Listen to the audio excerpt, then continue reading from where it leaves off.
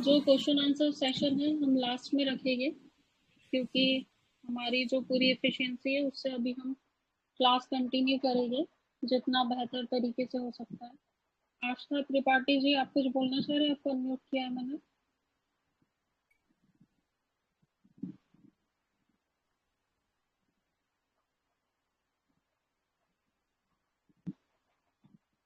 कि नहीं रहा था मैम, इसलिए वो। जी कोई बात नहीं।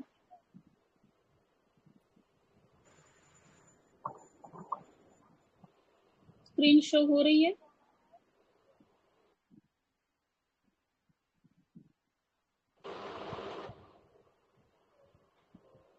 स्क्रीन शो हो रही है आप लोगों को?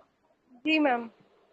Yes ma'am. Yes ma'am. बीच बीच देखिए, बीच में यदि कहीं भी वॉइस ब्रेक होती है या फिर स्क्रीन आपको दिखाई नहीं देती है, तो कोई भी जिसको परमिशन है अनम्यूट करने की, आप में से कोई भी अनम्यूट करके प्लीज बता दीजिएगा, ठीक है?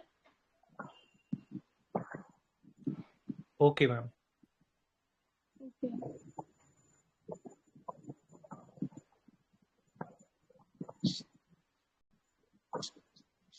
जो रिकॉर्डेड वीडियो है वो आप लोगों ने देखा, उसमें कोई परेशानी तो नहीं आ रही है? जो शब्द है स्पष्ट दिख रहे हैं उसमें?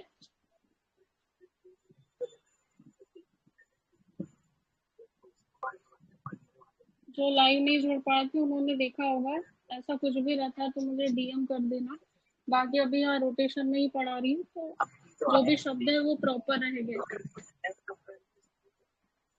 जो भी अनम्यूट है वो प्लीज अपने आप को म्यूट कर लीजिए, तो आपकी तरफ से आवाज नहीं आएगी यहाँ पर।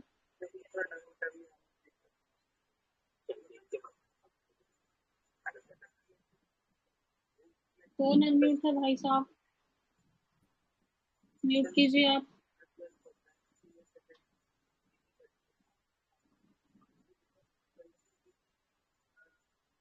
सब लोग अपने आप को म्यूट कर लीजिए।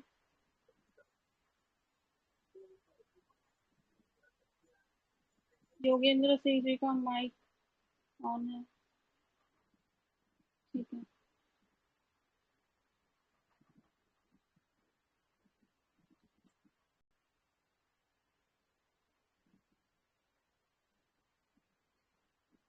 कल जो पहला वाला टॉपिक था वो हमने क्लियर कर लिया है। अभी वाला जो सेकंड टॉपिक है पारिस्थितिकी एवं पारिस्थितिकी तंत्र, तो जो कल वाला जो टॉपिक है उसका क्वेश्चन आंसर सेशन इसके लास्ट में होगा।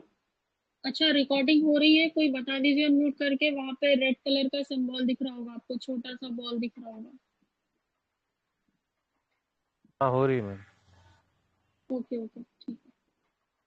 देखिए, ये सेकंड नंबर का टॉपिक है पारिस्थितिकी एवं पारिस्थितिकी तंत्र। कल हमारा जो हुआ था उसमें जो भी पीवाईक्यू थे उससे रिलेटेड बताया था, जहां से क्वेश्चन पुट अप हो सकते वो बताया था। और स्टेटमेंट में कैसे क्वेश्चन आते हैं, आपको उसको कैसे एलिमिनेट करना है। कभी कभी क्या होता है, जैसे कोई प्रश्न है उसके 4 ऑप्शन है, तो आपको सही उत्तर नहीं पता होता है, लेकिन 2 या 3 ऑप्शन एलिमिनेट करके आप सही तक पहुंच जाते हो। तो एग्जाम में क्या होता है, जब क्वेश्चन पेपर हमारे सामने होता है तो बहुत सारे अधिकतर प्रश्न ऐसे होते हैं कि जिसमें हमको एग्जैक्ट नहीं पता होता है कि यही है, लेकिन हमने किसी टॉपिक के इधर उधर की जो भी थ्योरी पढ़ी होती है ना, उससे हम एक अंदाजा लगा लेते हैं। और वो हमारा अंदाजा सही निकलता है जब हमने पढ़ा हुआ होता है, और उसके आधार पर हम कोई निष्कर्ष पर पहुंचते हैं, ठीक है? अभी हम इसको कंटिन्यू करते हैं। पारिस्थितिकी वह विज्ञान है जिसके अंतर्गत समस्त जीवों तथा भौतिक पर्यावरण के मध्य उनके अंतर संबंधों का अध्ययन किया जाता है। ये एक तरह से विज्ञान ही है, साइंस ही है। इसमें क्या है, समस्त जीवों की बात की है और उनका भौतिक पर्यावरण और उनके बीच जो भी अंतर संबंध है उनका अध्ययन किया जाता है।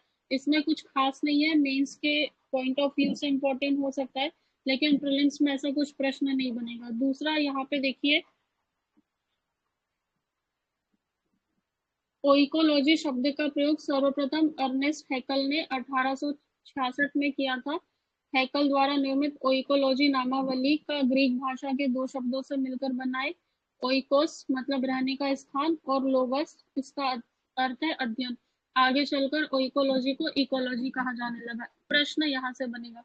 सबसे पहला प्रश्न, ओइकोलॉजी शब्द का प्रयोग किसने किया है? तो अर्नेस्ट हैकल ने किया है। अगला प्रश्न किस वर्ष की है? बहुत कम संभावना है, लेकिन खुदा न खास्ता कभी पूछ ले तो 1866 में। उसके बाद में ये किस भाषा का शब्द है? मैंने आपको फिर से बताया था कि जो मानसून है, मैंने पीवाईक्यू देखे थे तो उसमें था कि मानसून शब्द की उत्पत्ति किस भाषा से हुई है, तो अरबी भाषा के शब्दों से उसकी उत्पत्ति हुई है। ऐसे ही वो पूछ लेगा कि जो इकोलॉजी आइकोलॉजी से ओसियोलॉजी इकोलॉजी से बना है वो किस भाषा का शब्द है, तो वो ग्रीक भाषा का शब्द है। और ये दो शब्दों से मिलकर बना है, ओइकोस और लोगस। लोगस का अर्थ अध्ययन सबको पता है, इसका अर्थ होता है रहने का स्थान। तो इस तरह बाद में इसको चलकर हम इकोलॉजी बोलने लगे। तो यहाँ हमको क्या याद रखना है? ग्रीक भाषा याद रखना है। ये अर्नेस्ट हैकल जो अंकल जी है, ये अंकल जी को याद रखना, इन्होंने 1866 में शब्द दिया था, सबसे पहले दिया था, इसीलिए वो खास है। आगे है पारिस्थितिकी को सर्वप्रथम परिभाषित करने और विस्तृत अध्ययन करने का श्रेय श्री जर्मन जीव वैज्ञानिक अर्नेस्ट हेकल को ही प्राप्त है। कभी पूछ ले हेकल अंकल कहाँ के, तो ये जर्मन के रहने वाले। और किस विज्ञान की किस शाखा से जुड़े? जीव वैज्ञानिक है ये। उनके अनुसार जीवधारियों के कार्बनिक और अकार्बनिक वातावरण और पारस्परिक संबंधों के अध्ययन को पारिस्थितिकी अथवा परिस्थिति विज्ञान कहते हैं। बहुत कम संभावना है कि आपसे पूछे कि अर्नेस्ट हेकल ने पारिस्थितिकी विज्ञान की या पारिस्थितिकी की क्या डेफिनेशन दी थी, एक्सप्लेन करो। लेकिन यदि कभी पूछ ले तो आपको 3 टर्म्स याद रखना है। कौन से? सबसे पहले जो कार्बनिक है और अकार्बनिक वातावरण। देखिए, कार्बनिक और अकार्बनिक वातावरण की बात की किसके? जीवधारियों के। और इनके पारस्परिक जो संबंध है, इनके अध्ययन को ही पारिस्थितिकी कहा। कोई कह रहा था कि भौतिक वातावरण देख ले और उनके बीच जो अंतःक्रिया हो रही है उसको देख ले, लेकिन इन्होंने 2 टर्म यूज की है। वो टर्म है कार्बनिक और अकार्बनिक। यहीं पे ये अर्नेस्ट हेगल की पिक्चर क्लोज हो जाती है। उसके बाद आगे देखिए, यूजिन ओडम के अनुसार पारिस्थितिकी प्रकृति की संरचना एवं प्रक्रिया का अध्ययन है। कभी हो सकता है आगे आने वाले वर्षों में स्टेटमेंट दे दे कि पारिस्थिति की प्रकृति की संरचना एवं प्रक्रिया का अध्ययन है। ये किस पारिस्थितिकी विद ने कहा है? वो दे देंगे अर्नेस्ट हेकल, यूजिन ओडम और बेटेकर दे देंगे, अन्य कोई नाम दे देंगे। तो तब आपको ये स्टेटमेंट सीधे सीधे याद होना चाहिए। यूजिन ओडम साहब ने बोला है कि जो हमारी पारिस्थितिकी है, जो हमारी प्रकृति है, उसकी जो संरचना है और उसकी जो प्रक्रिया, इसका अध्ययन है। इसके की टर्म क्या याद रखना है? एक तो संरचना और प्रक्रिया के अध्ययन की बात की है, किसकी? प्रकृति की। और यही क्या है? यही हमारी पारिस्थितिकी। किसने कहा है? यूजिन ओडम अंकल ने कहा। ठीक है, यहाँ कुछ खास नहीं था, लेकिन डेफिनेशन और मेंस के पॉइंट ऑफ व्यू से ये महत्वपूर्ण है, तो आप बिल्कुल इसको पढ़ना और रखना है। पारिस्थितिकी तंत्र या पारितंत्र क्या होता है? सबसे पहले क्या हुआ था? 1935 में जो ब्रिटिश पारिस्थितिकीविद थे आर्थर टेंसले, इन्होंने पारिस्थितिकी तंत्र शब्द गढ़ा। ये पीवाईक्यू में आया हुआ प्रश्न है और आगे भी संभावना है। बहुत ही सिंपल सी एक लाइन में क्वेश्चन देते हैं, फिर उसके 4 ऑप्शन देते हैं। वो दे देंगे कि पारिस्थितिकी शब्द किसने गढ़ा है। 4 ऑप्शन रहेंगे तो आपको ऑर्थर टेंसले के साथ जाना है। ऑर्थर टेंसले ने पारिस्थितिकी शब्द गढ़ा। इसको कैसे याद रखोगे? देखिए, टेंसले से टेंस याद रखना। जब भी आप इंग्लिश पढ़ते थे ना स्कूल में, जब हम लोग स्कूल में थे, तो इंग्लिश के नाम पर कोई भी हमको ग्रामर पढ़ाना शुरू कर देता था, उसमें हम टेंस पढ़ते थे। ठीक है, तो टेंस क्या होता था? टेंस बेसिक होता था। यदि आपको इंग्लिश सीखनी है तो आपको टेंस सीखना पड़ेगा, टेंस से ही उसकी व्याकरण बनती है। तो टेंस बेसिक है, तो सबसे पहले शब्द कौन गढ़ेगा? टेंसले गढ़ेगा। पारिस्थितिकी शब्द किसने गढ़ा? ऑर्थर टेंसले ने। क्यों भाई? ऑथेंटिक है ना। यदि आपको हिंदी की व्याकरण सीखना है तो आपको वर्णमाला सीखनी होगी। ऐसे ही आपको यदि इंग्लिश सीखनी है तो पहले आपको उसके टेंस भी सीखने होंगे। तो ये ऑथेंटिक चीज है, इसीलिए एक सेकेंड, इसीलिए ऑर्थर टेंसले ने पारिस्थितिकी शब्द गढ़ा। या पारिस्थितिकी शब्द का जनक या पहले किसने दिया? ऑर्थर टेंसले को जाना जाता है। इनके अनुसार किसी भी स्थान के जीवीय समुदाय के जीवों तथा उनके चारों ओर पाए जाने वाले अजीवी वातावरण में पारस्परिक संबंध होता है। टेंसले अंकल ये बोल रहे हैं कि जीवी समुदाय, जीवी समुदाय मतलब क्या? पृथ्वी के सजीव संगठक, ऐसे संगठक जो सजीव हो वो जीवी समुदाय है। और अजीवी वातावरण क्या है? पृथ्वी के निर्जीव संगठक। जो सजीव है वो जीवीय है, जो अजीव है वो निर्जीव है। इनके बीच पारस्परिक संबंध होता है और बिल्कुल ये एक दूसरे पर प्रभाव डालते हैं। कल की क्लास में बहुत डिटेल में इसको हमने एक्सप्लेन किया था, समझा था। समुदायों के जीवों की रचना, कार्य व उनके वातावरण के पारस्परिक संबंध को पारिस्थितिक तंत्र, पारितंत्र कहते हैं। ये डेफिनेशन है, ये 2 मार्कर 2 नंबर का प्रश्न है। क्वेश्चन कभी आता है पारितंत्र किसे कहते हैं या पारिस्थितिक तंत्र किसे कहते हैं, तब आपको लिखना है कि ऑर्थर टेंसले के अनुसार समुदायों के जीवों की रचना, कार्य और उनके वातावरण के पारस्परिक संबंध को पारिस्थितिक तंत्र कहते हैं। यहाँ जीवों की रचना की बात की है, उनके कार्य और उसके बाद वातावरण के साथ पारस्परिक संबंध, तो हर एक पर्यावरणविद ने कहा है, मतलब पारितंत्र जीवों का समुदाय और साथ ही पर्यावरण जिसमें वो रहते हैं, इनके बीच का संबंध है। पारिस्थितिक तंत्र पर्यावरण की आधारभूत कार्यात्मक इकाई है। जैसे मुझे साइंस में एक टर्म याद आ रही है, नेफ्रॉन। नेफ्रॉन, हाँ शायद नर्वस सिस्टम की जो कार्यात्मक इकाई है नेफ्रॉन है। जैसे ह्यूमन बॉडी है तो उसकी जो सबसे छोटी इकाई है वो सेल होती है, मतलब कोशिका होती है। कोशिका से मिलकर ऊतक बनते हैं, ऊतक से मिलकर अंग बनते हैं, अंग से मिलकर अंग तंत्र बनता है और फिर स्केलेटन जो भी कंकाल ढांचा है उसका निर्माण होता है। तो ऐसे ही पर्यावरण की यदि हम बात करें, पर्यावरण की बात करें तो पारिस्थितिक तंत्र पारिस्थितिकी की आधारभूत कार्यात्मक इकाई है। यह एकमात्र ऐसी कार्यात्मक इकाई है जिसमें अंतर संबंधित जीवों का समूह और उनका भौतिक या निर्जीव पर्यावरण अंतर्निहित होता है। इसमें जीवमंडल के सभी संघटक अंतर्निहित होते हैं। इसमें किसी विशिष्ट क्षेत्र में जीवमंडल की एक इकाई कहा जाता है। ठीक है। पारिस्थितिक तंत्र एक जटिल आत्मनिर्भर प्राकृतिक तंत्र है जिसमें सजीव और निर्जीव संघटक अंतर्निहित होते हैं। इसमें सजीव और निर्जीवों के बीच अंतर संबंध बनाए रखने के लिए की जाने वाली सभी क्रिया अंतर्निहित है। प्रश्न बनेगा, यहाँ से देखना कैसे बनेगा। वो लिख देगा कि पारिस्थितिक तंत्र जो है, पारिस्थितिक तंत्र अत्यंत सरल है क्योंकि इसमें विभिन्न जीवों के बीच अंतर संबंध होता है, इसीलिए ये बहुत ही सरल तरीके का तंत्र है। तो ये स्टेटमेंट गलत हो जाएगा। पारिस्थितिक तंत्र जो है एक जटिल आत्मनिर्भर प्राकृतिक तंत्र है। तो ये आपको याद रखना। यदि बोले कि सरल तंत्र है तो गलत कर देना, ये जटिल आत्मनिर्भर प्राकृतिक तंत्र है। इसमें सजीव और निर्जीव संघटक अंतर्निहित होते हैं। हमको पता है सजीव खुद से अपना एक तंत्र नहीं बना सकते, सरवाइव नहीं कर सकते, और ना ही निर्जीव। यदि दोनों रहेंगे तभी एक बैलेंस रहेगा, फिर दोनों के बीच क्रियाएं होगी, अंतर क्रियाएं होगी और जो पारिस्थिति की अपना बैलेंस बना के रखेगा और वो जो चैन है कंटिन्यू चलेगी। इसमें सजीव और निर्जीव के बीच अंतर संबंध बनाए रखने के लिए की जाने वाली सभी क्रियाएं अंतर्निहित है। अगला प्रश्न बनेगा, पारिस्थितिक तंत्र एक खुला तंत्र होता है क्योंकि इसमें निरंतर ऊर्जा तथा पदार्थों का इनपुट, संचयन और बहिर्गमन आउटपुट होता रहता है। प्रश्न ये बनेगा, पारिस्थितिक तंत्र पहले तो दे देगा कि एक सरल तंत्र है, बहुत ही सरल है, तो ये गलत हो जाएगा। फिर वो बोल देगा पारिस्थितिक तंत्र एक बंद तंत्र है, इसमें कोई भी जीवीय समुदाय है आपस में ही अंतर्निहित होता है, दूसरों से उनका कोई लेना देना नहीं होता है, तो ये भी गलत हो जाएगा। क्योंकि खुला तंत्र है, उसमें एनर्जी इनपुट हो रही है, आउटपुट हो रही है, निरंतर ऊर्जा और पदार्थों का संचयन हो रहा है। तो उसमें ऐसा तो है नहीं कि एक जो समुदाय है, पशु पक्षी का समुदाय है या वन है, वो अपना एक पर्टिकुलर एरिया डिसाइड कर लिया और उसी में रहेंगे। जो हम जैव विविधता देखते हैं उसमें एक ही क्षेत्र में कितनी सारी पादपों की और जीव जंतुओं की बहुलता पाई जाती है। तो इसी तरह ये है कि ये खुला तंत्र है, ओपन है, और इसमें निरंतर ऊर्जा का और पदार्थों का इनपुट भी होता है और आउटपुट भी होता है। पृथ्वी के लगभग 71% भाग पर जलीय पारिस्थितिकी तंत्र का विस्तार है, अतः विश्व के सर्वाधिक क्षेत्र पर फैला है। जलीय की बात करें तो 71% पर, स्कूल टाइम में हम पढ़ते थे कि 71% पर जल है, फिर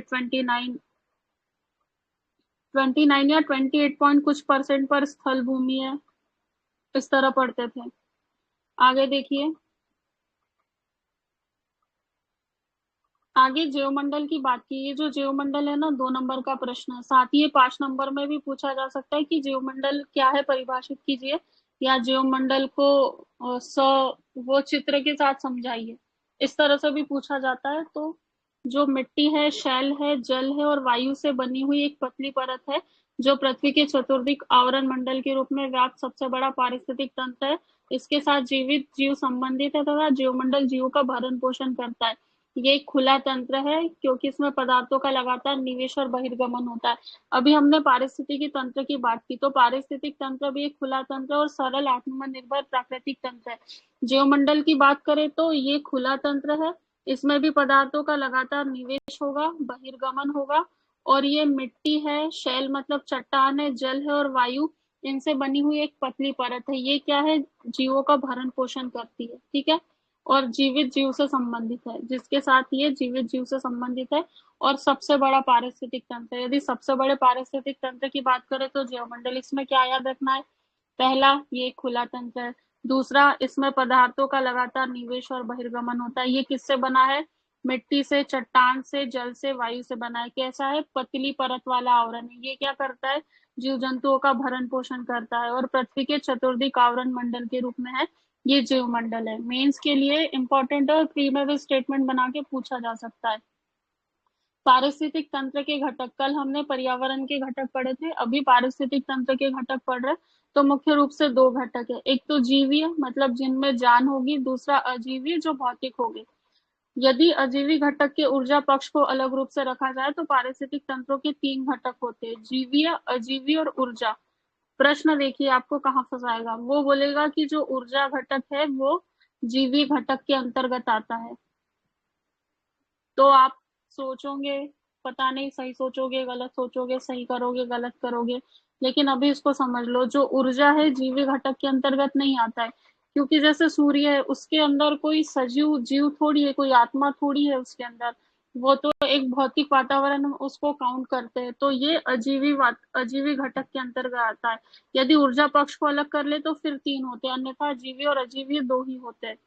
आगे है, पारिस्थितिक तंत्र में जीवी घटक तीन है, एक उत्पादक है, उपभोक्ता है और तीसरा अपघटक आएगा। तो उत्पादक क्या है, सभी हरियर पौधे उत्पादक के अंतर्गत आते हैं। ये तो गांठ बांध लेना और सबको पता होगा, केवल जो साइंस वाले बच्चे नहीं उनको परेशानी होगी, तो यहाँ थोड़ा उनको क्लियर हो जाएगा। हरे पौधे को प्राथमिक उत्पादक माना जाता है, इनका कार्य संपूर्ण पारिस्थितिक तंत्र के लिए भोजन उत्पादन और ऊर्जा संचयन करना। देखिए भोजन उत्पादन तो पता होता है, लेकिन ऊर्जा संचयन ये की टर्म है, यही क्वेश्चन में स्टेटमेंट बन के आएगा और फिर हम कंफ्यूज हो गए, क्योंकि हमने हमेशा ये पढ़ा है कि उत्पादक हरे पौधे होते हैं, हमको पता है क्योंकि इनमें प्रकाश संश्लेषण होता है। प्रकाश संश्लेषण से अपना भोजन तो स्वयं बनाते, साथ ही भोजन दूसरों के लिए भी बनाते, इसीलिए हम इनको प्राथमिक उत्पादक भी कहते हैं, क्योंकि सबसे छोटी इकाई, छोटी कड़ी यही है। तो ये जो पूरे पारिस्थितिक तंत्र है उसके लिए भोजन उत्पादन तो करता है।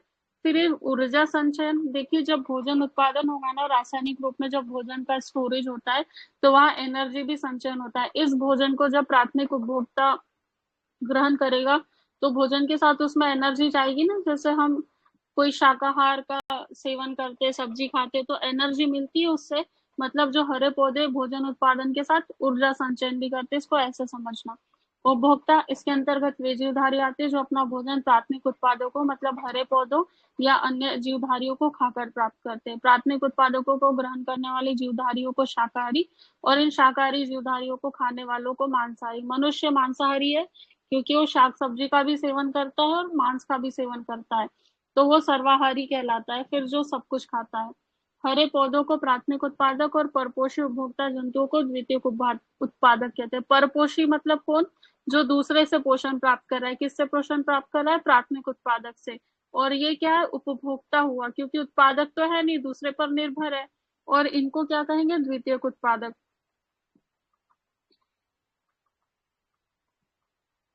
ये जो उत्पादक है जैविक और अजैविक संगठकों के बीच बिचौलिया का काम करते हैं। आपको प्रश्न बना के प्रश्न ऐसा मिलेगा कि बिचौलिया किसे कहते हैं, किसी भी पारिस्थितिक तंत्र में बिचौलिया की भूमिका कौन निभाता है।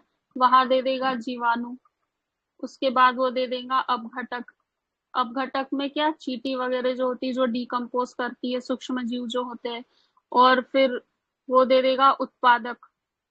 तो हमको बिचौलिया अधिकतर ये पढ़ा जाता है कि जैसे जो अपघटक करते, जो सूक्ष्म जीव अपघटन करते कार्बनिक पदार्थों और कार्बनिक पदार्थों के बीच वो जो चैन चलते रहती है, वो वहां से रिलेट करोगे आप।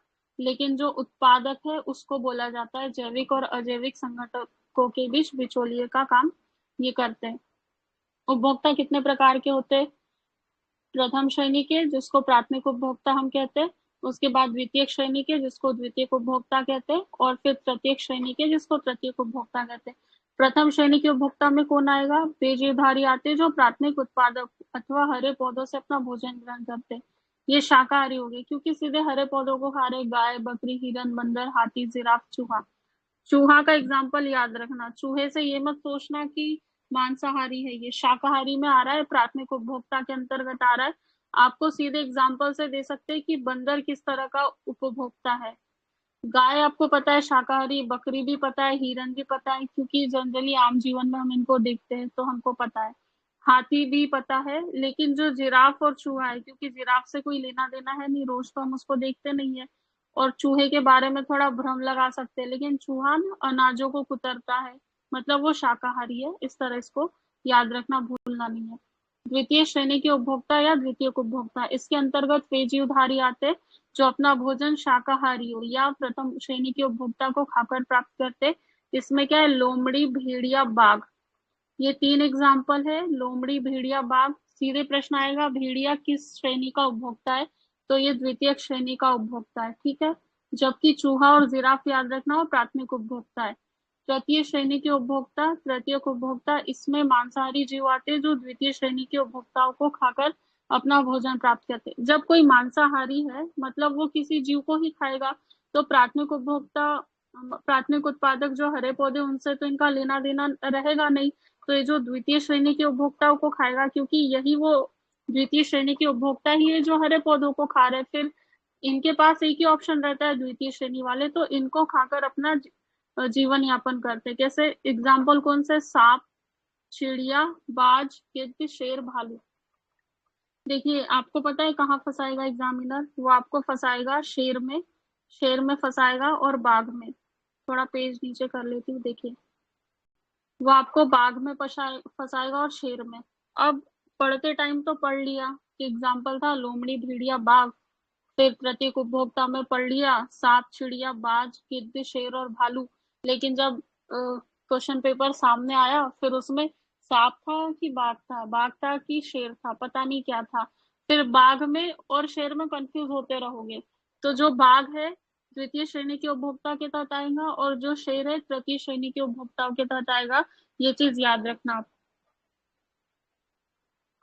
कुछ उपभोक्ता दूसरे जीवों के ऊपर निवास करते हैं और उन्हीं से अपना भोजन प्राप्त करते हैं, इनको परजीवी कहते हैं, पैरासाइट्स जो होते हैं। कुछ जंतु दूसरे जंतुओं का शिकार करके अपना भोजन प्राप्त करते हैं, इन्हें प्रीडेटर्स कहते हैं। इसके अंतर्गत द्वितीय और तृतीय श्रेणी के उपभोक्ता आते हैं। इसमें अंतर क्या है दोनों में? परजीवी में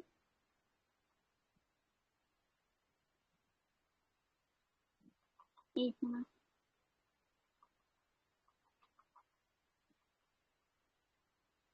परजीवी में और प्रीडेटर्स में अंतर क्या है? ये 2 नंबर का भी प्रश्न है, बिल्कुल है, क्योंकि आप मेंस के पीवाईक्यू उठाकर देखोगे तो उसमें सीधे सीधे पूछा है, ऐसे टर्म्स दी है और इनमें अंतर स्पष्ट करो। 2 नंबर में भी, 5 नंबर में यदि पूछता है तो फिर एग्जाम्पल के साथ उसको डिटेल में एक्सप्लेन करना रहेगा। और ये प्रीलिम्स का भी क्वेश्चन है, दे देंगे प्रीडेटर्स परिभाषित करता है या परजीवी परिभाषित करता है। तो देखिए इसमें क्या है, परजीवी जो है ना दूसरे जीवों के ऊपर निवास करते हैं और उन्हीं से अपना भोजन प्राप्त करते हैं, और ये जो प्रीडेटर्स है दूसरे जंतुओं को शिकार करते हैं और उन पर भोजन प्राप्त करते हैं। शिकार करके एक बार में इसका काम तमाम कर देते हैं, और ये जो परजीवी है ना उन्हीं पर निवास करेंगे, पूरे डिपेंडेंट हो जाएंगे। मतलब दूसरा जीव जब तक जिंदा है ये भी तब तक जिंदा है, और प्रीडेटर्स बोले भैया लाओ एक बार इसका काम तमाम करके खा पी के इसको पचा लो, बस हो गया, यही पिक्चर खत्म उसकी। कुछ जंतु शाकाहारी और मांसाहारी दोनों होते हैं, अर्थात सभी कुछ भोजन के रूप में खाते हैं, सर्वभक्षी कहते हैं। मनुष्य सर्वभक्षी है रे बाबा, सब कुछ खा लेता है। अपघटन करता है, ये वे जीवीय घटक है जो प्राय उत्पादक तथा उपभोक्ताओं की मृत्यु के पश्चात उनके शरीर का अपघटन करते, इनसे निर्मित साधारण पदार्थों द्वारा अपना भोजन एवं ऊर्जा प्राप्त करते। इस क्रिया के फलस्वरूप जटिल कार्बनिक टूटकर नाइट्रोजन, कार्बन डाइऑक्साइड, लवण तथा फास्फोरस व कैल्शियम आदि तत्वों में अपघटित हो जाते। अपघटनकर्ताओं के अंतर्गत मृतोपजीवी, कवक एवं जीवाणु आते हैं। अपघटनकर्ता मृत पौधों एवं जंतुओं का अपघटन करके पृथ्वी को साफ करते, इसीलिए इन्हें प्रकृति का मेहतर कहते हैं।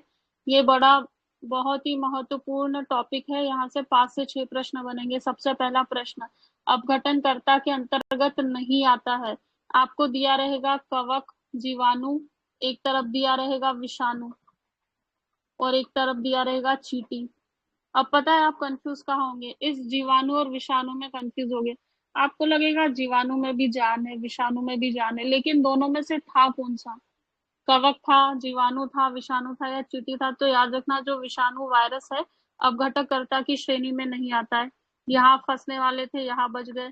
दूसरी चीज ये कि प्रकृति का महत्तर किसे कहते हैं? तो अपघटनकर्ता को कहते हैं। अगला प्रश्न ये बनेगा कि इसके अंतर्गत जटिल कार्बनिक टूटकर क्या बनाते हैं? तो नाइट्रोजन बनाते हैं, कार्बन डाइऑक्साइड बनाते हैं, लवण, फास्फोरस और कैल्शियम आदि तत्व बनाते हैं, है ना। ये जीवीय घटक ही होते हैं। अपघटनकर्ता जो होते कभी भी निर्जीव नहीं होते हैं, ये जीवीय घटक ही होते हैं। जो जैसे उत्पादक की मृत्यु हो गई या उपभोक्ता की मृत्यु हो गई तो उनके बाद जो शरीर है उनका अपघटन करते हैं और साधारण पदार्थों द्वारा, और उनसे जो भी साधारण पदार्थ है उनसे भोजन और ऊर्जा प्राप्त करते हैं। तो इनका भोजन ही वहीं से प्राप्त होता है। किन तत्वों में टूटते हैं? नाइट्रोजन में, कार्बन डाइऑक्साइड में, लवण में, फास्फोरस में और कैल्शियम में। देखिए सारे ये तत्व मिल रहे हैं यहाँ पर, फास्फोरस मिल रहा है, कैल्शियम, नाइट्रोजन, कार्बन डाइऑक्साइड। यदि कार्बन आता है तो बिल्कुल नहीं लगाना है। यदि आपको बोलते हैं कि जल में परिवर्तित कर देते तो नहीं लगाना है। वो बोल देंगे कि ऑक्सीजन गैस बना देते तो नहीं, मानना ही नहीं बात, बिल्कुल अपनी बात पर अड़े रहना है।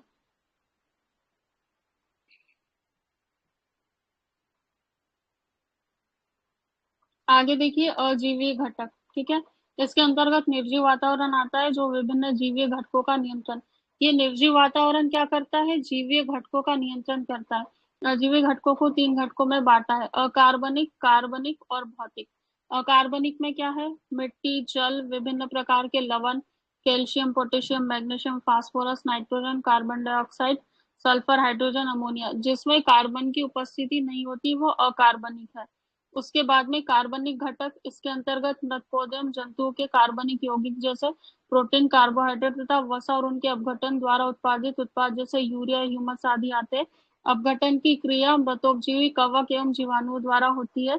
इनके द्वारा मृत जीवधारियों का कुछ भाग अकार्बनिक रूप में परिणत हो जाता है। ये पदार्थ पुनः हरे पौधों द्वारा ग्रहण कर लिए जाते हैं। इस प्रकार जीवीय एवं अजीवीय घटकों के मध्य संबंध स्थापित किए होते हैं। देखिए जो कार्बनिक घटक है, तो ये जो मृत पौधे हैं और जंतु है, इनके कार्बनिक यौगिक जैसे प्रोटीन है, कार्बोहाइड्रेट्स है, वसा है, इनके अपघटन से जो उत्पादित यूरिया और ह्यूमस आदि आते हैं इसके अंतर्गत, है ना। अपघटन की क्रिया मृतोपजीवी कवक और जीवाणु द्वारा होती है। अभी पिछले पैराग्राफ में ही मैंने बताया था कि अपघटनकर्ता में कौन कौन आते हैं। तो अपघटनकर्ता में मृतोपजीवी आते हैं जिसमें कवक है, जीवाणु। ये मृतोपजीवी कवक जीवाणु तीनों अपघटन करता है। इनके द्वारा जो मृत जीवधारी, इनका कुछ भाग अकार्बनिक रूप में परिवर्तित हो जाता है। फिर ये पदार्थ हरे पौधे ग्रहण कर लेते हैं और इस प्रकार इन दोनों के बीच संबंध स्थापित होता है। अगला है, किसी भी पारिस्थितिक तंत्र में एक निश्चित समय में अजीवीय पदार्थों की जितनी मात्रा उपस्थित रहती है उसे खड़ी अवस्था कहते हैं। 2 नंबर का प्रश्न है ये, प्रीलिम्स में कभी पूछ ले कि पर्यावरण में खड़ी अवस्था से क्या तात्पर्य है। वो बोल देगा कि पेड़ों के निरंतर 100 वर्षों तक खड़े रहने को खड़ी अवस्था कहते हैं, या फिर पेड़ों की लगातार निरंतर वृद्धि होती रहती उसे खड़ी अवस्था कहते हैं, या वृक्षों का एक बहुत घना जंगल जो पिछले 10 शताब्दियों से या 10 दशकों से खड़ा, उसको खड़ी अवस्था कहते हैं। अब जब हमने पढ़ा नहीं होगा तो सोचेंगे हाँ यार पेड़ खड़े तो है, चलो बोल देते कि यही खड़ी अवस्था होगी, लेकिन है क्या? सही टर्म ये है कि किसी भी पारिस्थितिक तंत्र में एक निश्चित समय में जो भी अजीवीय पदार्थ है उनकी जितनी मात्रा उपस्थित रहती है। 3 टर्म याद रखना है, कौन कौन से? निश्चित समय याद रखना है, अजीवीय पदार्थ याद रखना है और उनकी मात्रा, इसको हम खड़ी अवस्था कहते हैं। तो पारिस्थितिक तंत्र में एक निश्चित समय होना चाहिए, उस समय में जो अजीवीय पदार्थ है उनकी जितनी मात्रा उपस्थित है उसे खड़ी अवस्था कहा है। भौतिक घटक में विभिन्न प्रकार के जलवायु कारक जैसे प्रकाश है, ताप है, हवा है, विद्युत, ये सब आते हैं। अगला है पारिस्थितिक तंत्र में खाद्य श्रृंखला। खाद्य श्रृंखला विभिन्न प्रकार के जीवधारियों का एक ऐसा क्रम है जिसमें किसी पारिस्थितिक तंत्र में ऊर्जा का प्रवाह होता है। जीवों द्वारा खाद्य ऊर्जा का यह प्रवाह एक ही दिशा में होता है। तथा ऊर्जा का 10% भाग एक ही पोषक स्तर से अगले पोषक स्तर में स्थानांतरित होता है। पारिस्थितिक तंत्र में ऊर्जा के प्रवाह से संबंधित 10% का नियम लिंडमान ने दिया था। 3 प्रश्न यहाँ से निकलेंगे। सबसे पहला प्रश्न बनेगा कि क्या किसी पारिस्थितिक तंत्र में ऊर्जा का प्रवाह होता है?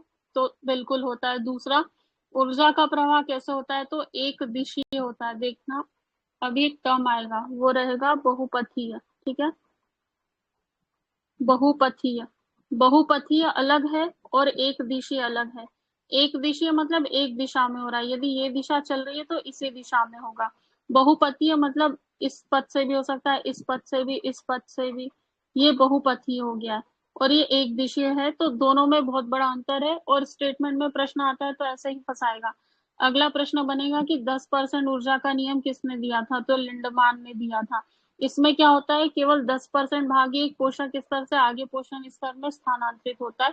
प्रीलिम्स 2023 में क्वेश्चन भी पूछा था, जो ऊर्जा के जो 2 नियम आते हैं उसमें से जो द्वितीय नियम था उसमें पूछा था।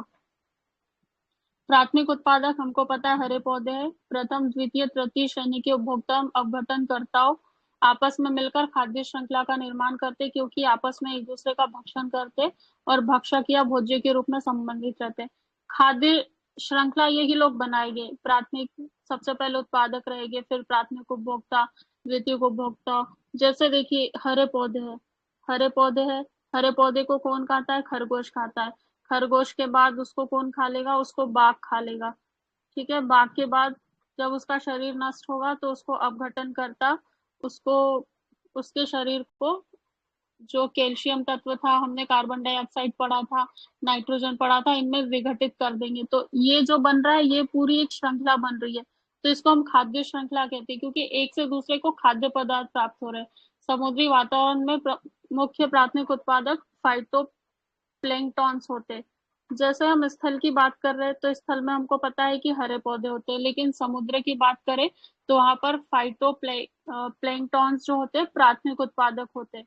खाद्य श्रृंखला में मानव प्राथमिक एवं द्वितीय उपभोक्ता है। यदि पूछ ले कि मानव का स्थान कौन सा है, तो प्राथमिक और द्वितीय उपभोक्ता दोनों है। क्यों? क्योंकि हम हरे पौधे भी खाते हैं और फिर हम मांसाहार का सेवन भी करते हैं, इसीलिए फिर हम सर्वाहारी में भी आते हैं। खाद्य श्रृंखला के कितने प्रकार है? 2 प्रकार है। एक तो चारण खाद्य श्रृंखला, दूसरी अपघटक खाद्य श्रृंखला।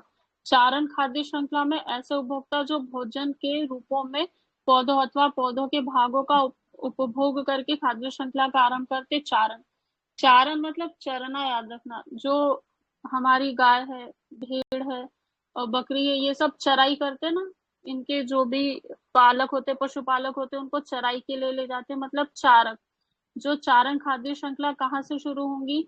ये पौधों के भागों का उपभोग करके, भक्षण करके स्टार्ट होंगी। तो यहाँ से क्लियर है, भूलोगे नहीं आप। फिर अपघटक खाद्य श्रृंखला में क्या होता है? ये खाद्य श्रृंखला क्षय होते प्राणियों या पादप शरीर के मृत जैविक पदार्थों से प्रारंभ होती।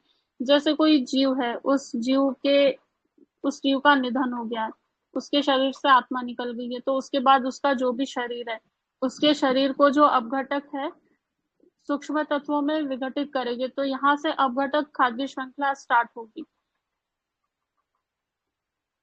एक उथले समुद्र के जीवों के समुदाय में संपूर्ण ऊर्जा का लगभग 80% भाग अपघटक श्रृंखलाओं में प्रवाहित होता है।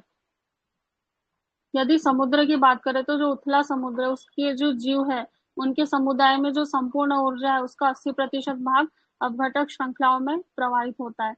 खाद्य जाल की बात करें तो प्रकृति में खाद्य श्रृंखला एक सीधी कड़ी के रूप में नहीं होती है। एक पारिस्थितिक तंत्र की सभी खाद्य श्रृंखलाएं कहीं ना कहीं आपस में संबंधित होती है। अर्थात एक खाद्य श्रृंखला के जीवधारियों का संबंध दूसरी खाद्य श्रृंखलाओं के जीवधारियों से होता है। इस प्रकार अनेक खाद्य श्रृंखलाओं के पारस्परिक संबंध को खाद्य जाल कहते हैं। खाद्य श्रृंखला और खाद्य जाल में बहुत फर्क है। खाद्य श्रृंखला में क्या होता है, जैसे हरे पौधे को खरगोश ने खा लिया, खरगोश को फिर बाघ ने खा लिया, फिर बाघ का अपघटन हो गया, तो ये खाद्य श्रृंखला चल रही है। अब खाद्य जाल क्या होगा? खाद्य जाल, जाल मतलब यही कोई श्रृंखला इधर जा रही, फिर इधर, फिर इधर, फिर इधर, तो ये सब मिलके एक जाल बनाएंगे, तो इसको खाद्य जाल बोला है। तो खाद्य श्रृंखला एक सीधी कड़ी में होती है, एक सीधी कड़ी के रूप में नहीं होती है। एक पारिस्थितिक तंत्र की सभी खाद्य श्रृंखलाएं कहीं न कहीं आपस में संबंधित होती है, अर्थात एक खाद्य श्रृंखला के जीवधारियों का संबंध दूसरी खाद्य श्रृंखला के जीवधारियों से होता है। इस प्रकार अनेक खाद्य श्रृंखलाओं के पारस्परिक संबंध को खाद्य जाल कहते हैं। ये 2 नंबर का प्रश्न भी है और 5 नंबर का भी है और 10 नंबर का भी है, क्योंकि वो बोल देगा पारिस्थितिक तंत्र में खाद्य श्रृंखला और खाद्य जाल को परिभाषित करते हुए इनके बीच अंतर स्पष्ट कीजिए। तब आपको इसके साथ उसका डायग्राम भी इसका चित्र भी बनाना पड़ेगा। एक तरफ आपको खाद्य श्रृंखला का चित्र बनाना पड़ेगा और एक तरफ आपको खाद्य जाल का चित्र बनाकर उसको एग्जाम्पल के साथ एक्सप्लेन करना पड़ेगा, तभी अच्छे मार्क्स मिलेंगे। केवल थ्योरी लिख देने से वह आपका काम नहीं चलेगा। खाद्य जाल एक संपूर्ण समुदाय के सभी जीवों से संबंध स्थापित करता है। खाद्य जाल में ऊर्जा का प्रवाह एक दिशीय होते हुए भी कई पथों से होकर होता है। देखिए ऊपर जो टर्म मैंने आपको बताया था, आपको एक दिशीय याद रखना है, ये कभी नहीं भूलना है। यदि बोलेंगे एक दिशीय होता है तो बिल्कुल सही है, लेकिन जो खाद्य जाल है उसमें बहुपथीय होता है, क्योंकि खाद्य जाल में बहुत सारी खाद्य श्रृंखला एक दूसरे से जुड़ी है, तो ऊर्जा का प्रवाह भी बहुपथीय तरीके से होगा, लेकिन कैसा होगा, एक ही दिशा में होगा। यदि यहाँ से इधर हो रहा है तो रिवर्स नहीं हो सकता है, दिशा एक रहेगी और पथ बहुत सारे रहेंगे। जैव संचयन भी बहुत महत्वपूर्ण टर्म है, ये प्रीलिम्स में भी आ सकता है। किसी जीव में हानिकारक पदार्थों के एकत्रीकरण को जैव संचयन कहते हैं। अब देखिए जैव संचयन जब तक आपने पढ़ा नहीं होगा ना, तो थोड़ा सा इसको जैसे कंफ्यूज आसानी से कर सकता है एग्जामिनर हमको। वो बोल देगा कि जैव संचयन क्या है, कोई भी जीवधारी है उसके अंतर्गत जो जैविक पदार्थ है उसके शरीर में उसका संचयन, या फिर उसके जीनों का संचयन, या फिर एक पीढ़ी से दूसरी पीढ़ी तक जो भी उसके लक्षण है उसके संचयन को हम जैव संचयन कहते हैं। तो हम सोचेंगे सही तो कह रहा है, जैव मतलब जीवधारी से संबंधित होगा और उसी की किसी चीज का उसमें संचयन है, तो उसको हमने जैव संचयन बोल दिया। लेकिन यहाँ पर पूरा इसका पन्ना पलटा हुआ है। कैसे? जो हानिकारक पदार्थ है उनका एकत्रीकरण। तो याद रखना जैव संचयन में हानिकारक पदार्थों की बात की गई, इनके एकत्रीकरण को जैव संचयन बोला है। यदि 2 नंबर में प्रश्न आता है तो ये पहली लाइन आपको लिख देना, फिर इसका एग्जाम्पल बताना है कि कौन कौन से ऐसे पदार्थ है जो हानिकारक पदार्थ है, उसके एग्जाम्पल देना, और फिर दूसरा एग्जाम्पल किसी जीव का देना है, जैसे सांप का देना है जो उसमें सबसे ज्यादा सांद्रण होता है जीव संचयन का। तो इस तरह 2 नंबर में आता है, तो 2 से 3 लाइन में आप क्वेश्चन को 2 एग्जाम्पल के साथ और एक प्रॉपर डेफिनेशन के साथ फिनिश कर सकते हैं, तो पूरे 2 में से 2 नंबर मिलेंगे। इसमें क्या है, इसके अंतर्गत प्रदूषक खाद्य श्रृंखला के भीतर अनिम्नीकरणीय प्रक्रिया के माध्यम से विभिन्न पोषण स्तरों से होते हुए उच्चतम उपभोक्ता से में संग्रहित होते।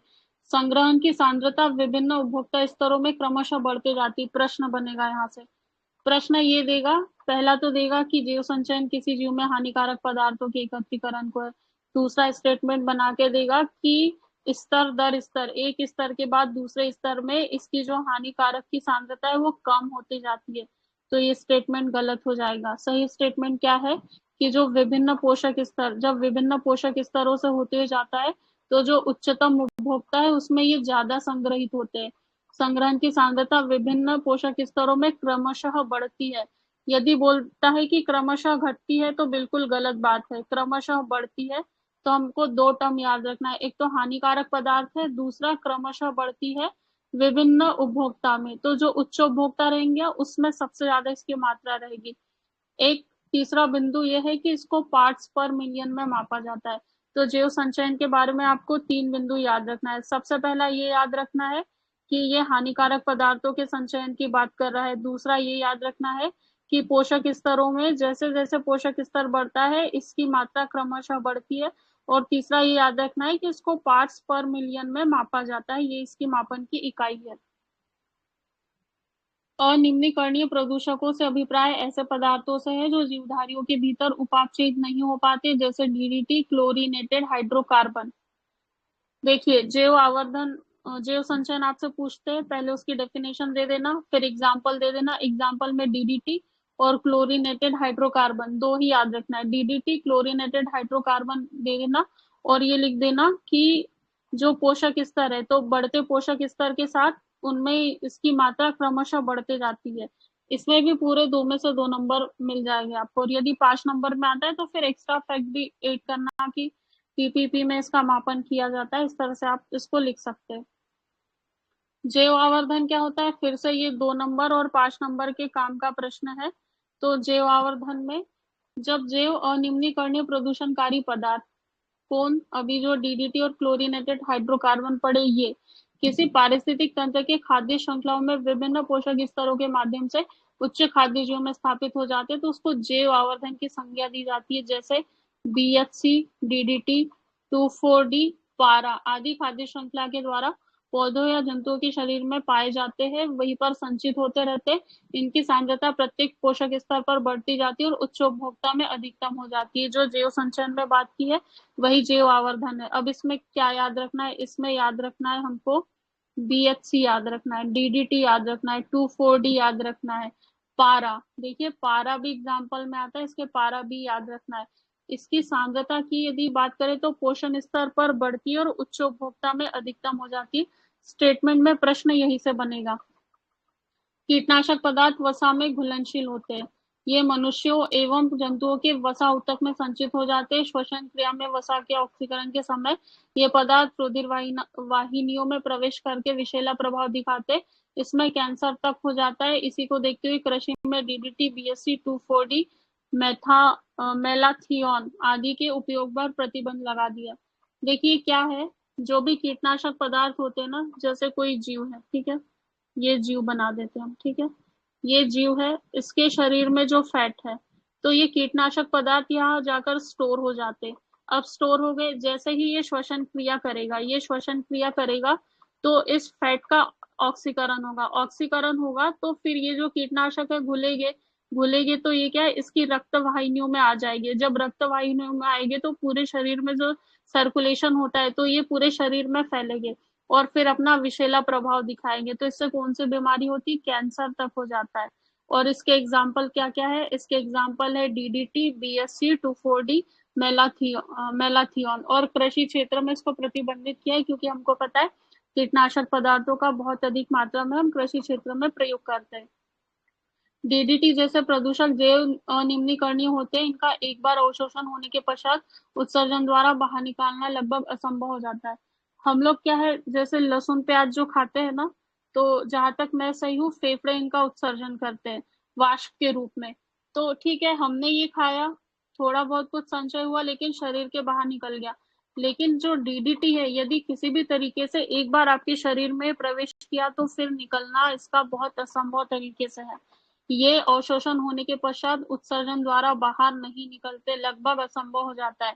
जब उत्सर्जन से बाहर नहीं निकलेंगे तो फिर ये हमारे शरीर में स्टोर हो जाएगी, और जब स्टोर हो गए फिर जब भी हम श्वसन करते तो हमारे फैट में पहले जाकर स्टोर हो गए, फिर हमारी श्वसन क्रिया हुई तो फैट हमारा डिजोल्व हुआ क्योंकि वहां से हमको एनर्जी मिली। जैसे फैट डिजोल्व हुआ तो हमारी जो ब्लड वेसल्स है वो ब्लड वेसल्स में आ गया, और जब ये ब्लड वेसल्स में आ गया तो वहां से फिर पूरे बॉडी में इसका सर्कुलेट होना स्टार्ट हो जाता है। फिर बॉडी में जब सर्कुलेट होगा तो ये हमेशा सर्कुलेट होते रहेगा और धीरे धीरे विषैला प्रभाव छोड़ेगा, जिससे कैंसर जैसी बीमारियां हो सकती है। तो इसीलिए कृषि क्षेत्रों में इसका प्रतिबंध कर दिया है। इसके बाद डीडीटी ऐसा रसायन है जिसे जैविक रूप से नष्ट नहीं किया जा सकता। स्टेटमेंट में प्रश्न बनेगा ये कि डीडीटी जैव निम्नीकरणीय है, तो नहीं है, बिल्कुल नहीं है, इसको जैविक रूप से तो नष्ट कर ही नहीं सकते। उसके बाद में खाद्य श्रृंखला में डीडीटी का सांद्रण प्रथम स्तर पर सबसे कम, द्वितीय स्तर पर उससे अधिक और तृतीय स्तर पर सबसे अधिक होता है। यह सामान्यतः जीवों के वसा वाले उत्तकों में जमा होते हैं। वो बोल देगा कि कहाँ जमा होते, तो फैटी जो फैट होता है वहां जमा होते हैं। घास स्थल पारितंत्र में साप एक प्रत्येक उपभोक्ता है, अतः डीडीटी का सांद्रण साप में सबसे अधिक होता है। यहाँ से हमको दो चीजें पता चलती है। क्या? साप कौन से स्तर का उपभोक्ता है? तो तृतीय उपभोक्ता है। सर्वाधिक सांद्रण किस में होता है? तो साप में ही होता है। किसका? डीडीटी का। और ये घास पारितंत्र का हमको पता है, जैसे घास है, घास को मेंढक ने खाया, फिर घास पे जो कीड़े हैं ना, कीड़ों को मेंढक ने खाया, फिर सांप आकर मेंढक को खाता है, तो ये तृतीय उपभोक्ता की श्रेणी में आता है। संतुलित पारिस्थितिक तंत्र की बात करते हैं तो किसी पारिस्थितिक तंत्र के खाद्य जाल में खाद्य श्रृंखलाओं के जितने अधिक वैकल्पिक रास्ते होंगे उतना ही तंत्र अधिक संतुलित होगा, तो उसमें जीवों की संख्या अधिक स्थिर रहेगी। देखिए, यदि आप बोल रहे हो कि एक घास है, ठीक है, और आपने खरगोश को बोला है कि केवल तुमको घास ही खाना है, और कभी ऐसा हुआ कि सूखा पड़ गया, काल आ गया और ये घास उगी नहीं, तो खरगोश तो मर जाएगा। जब खरगोश मर जाएगा तो खरगोश पर डिपेंडेंट जो जीव है उनका भी अस्तित्व खतरे में आएगा। इसीलिए खरगोश के पास एक और विकल्प है, घास नहीं है कोई दिक्कत नहीं, वो गाजर खा लेगा, ठीक है, गाजर नहीं है दूसरी शाक सब्जी खा लेगा। तो इसमें यही बात बोली है कि किसी भी पारिस्थितिक तंत्र के जो खाद्य जाल है उसमें खाद्य श्रृंखलाओं के जितने अधिक वैकल्पिक रास्ते होंगे उतना तंत्र अधिक संतुलित होगा और जीवों की संख्या उतनी अधिक स्थिर होगी। जैसे आपके पास कोचिंग क्लासेस के बहुत सारे ऑप्शन है, आपके पास जितने ज्यादा ऑप्शंस है दूसरे लोग आपको उतना कम बेवकूफ बना पाते, क्योंकि उनको पता है कि यदि हम बच्चों को ज्यादा टॉर्चर करेंगे तो बच्चा दूसरे संस्थान में चला जाएगा। तो आपके पास बहुत ज्यादा विकल्प है तो उतना वो बैलेंस चलेगा। उसके बाद पारिस्थितिक असंतुलन का मूल कारण वनोन्मूलन है। भारत में उचित पारिस्थितिक संतुलन बनाए रखने के लिए 33% भूमि वनाच्छादित होने की सिफारिश की गई है। देखिए, भारत में क्या है, 1952 में पहली वन नीति आई थी और जहां तक मैं सही हूँ 1988 में उसको संशोधित किया था। 1988 में जब इसका संशोधन किया था तो इसमें साफ साफ बोला था कि 33% जो भूभाग है उस पर वनों का होना बहुत जरूरी है, तब हम मानेंगे कि आपके एरिया का जो पर्यावरण है वो बैलेंस है। उसके बाद पारिस्थितिक तंत्र में ऊर्जा का प्रवाह। अच्छा, कोई बता दीजिए मेरी वॉइस आ रही है?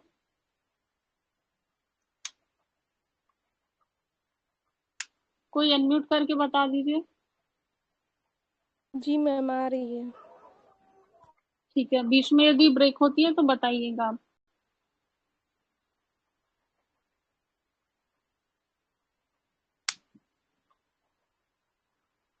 पारिस्थितिक तंत्र में ऊर्जा के प्रवाह की बात करें तो इसमें ऊर्जा का प्रवेश, उसका रूपांतरण तथा विसरण ऊष्मागतिकी के नियमों के अनुसार होता है।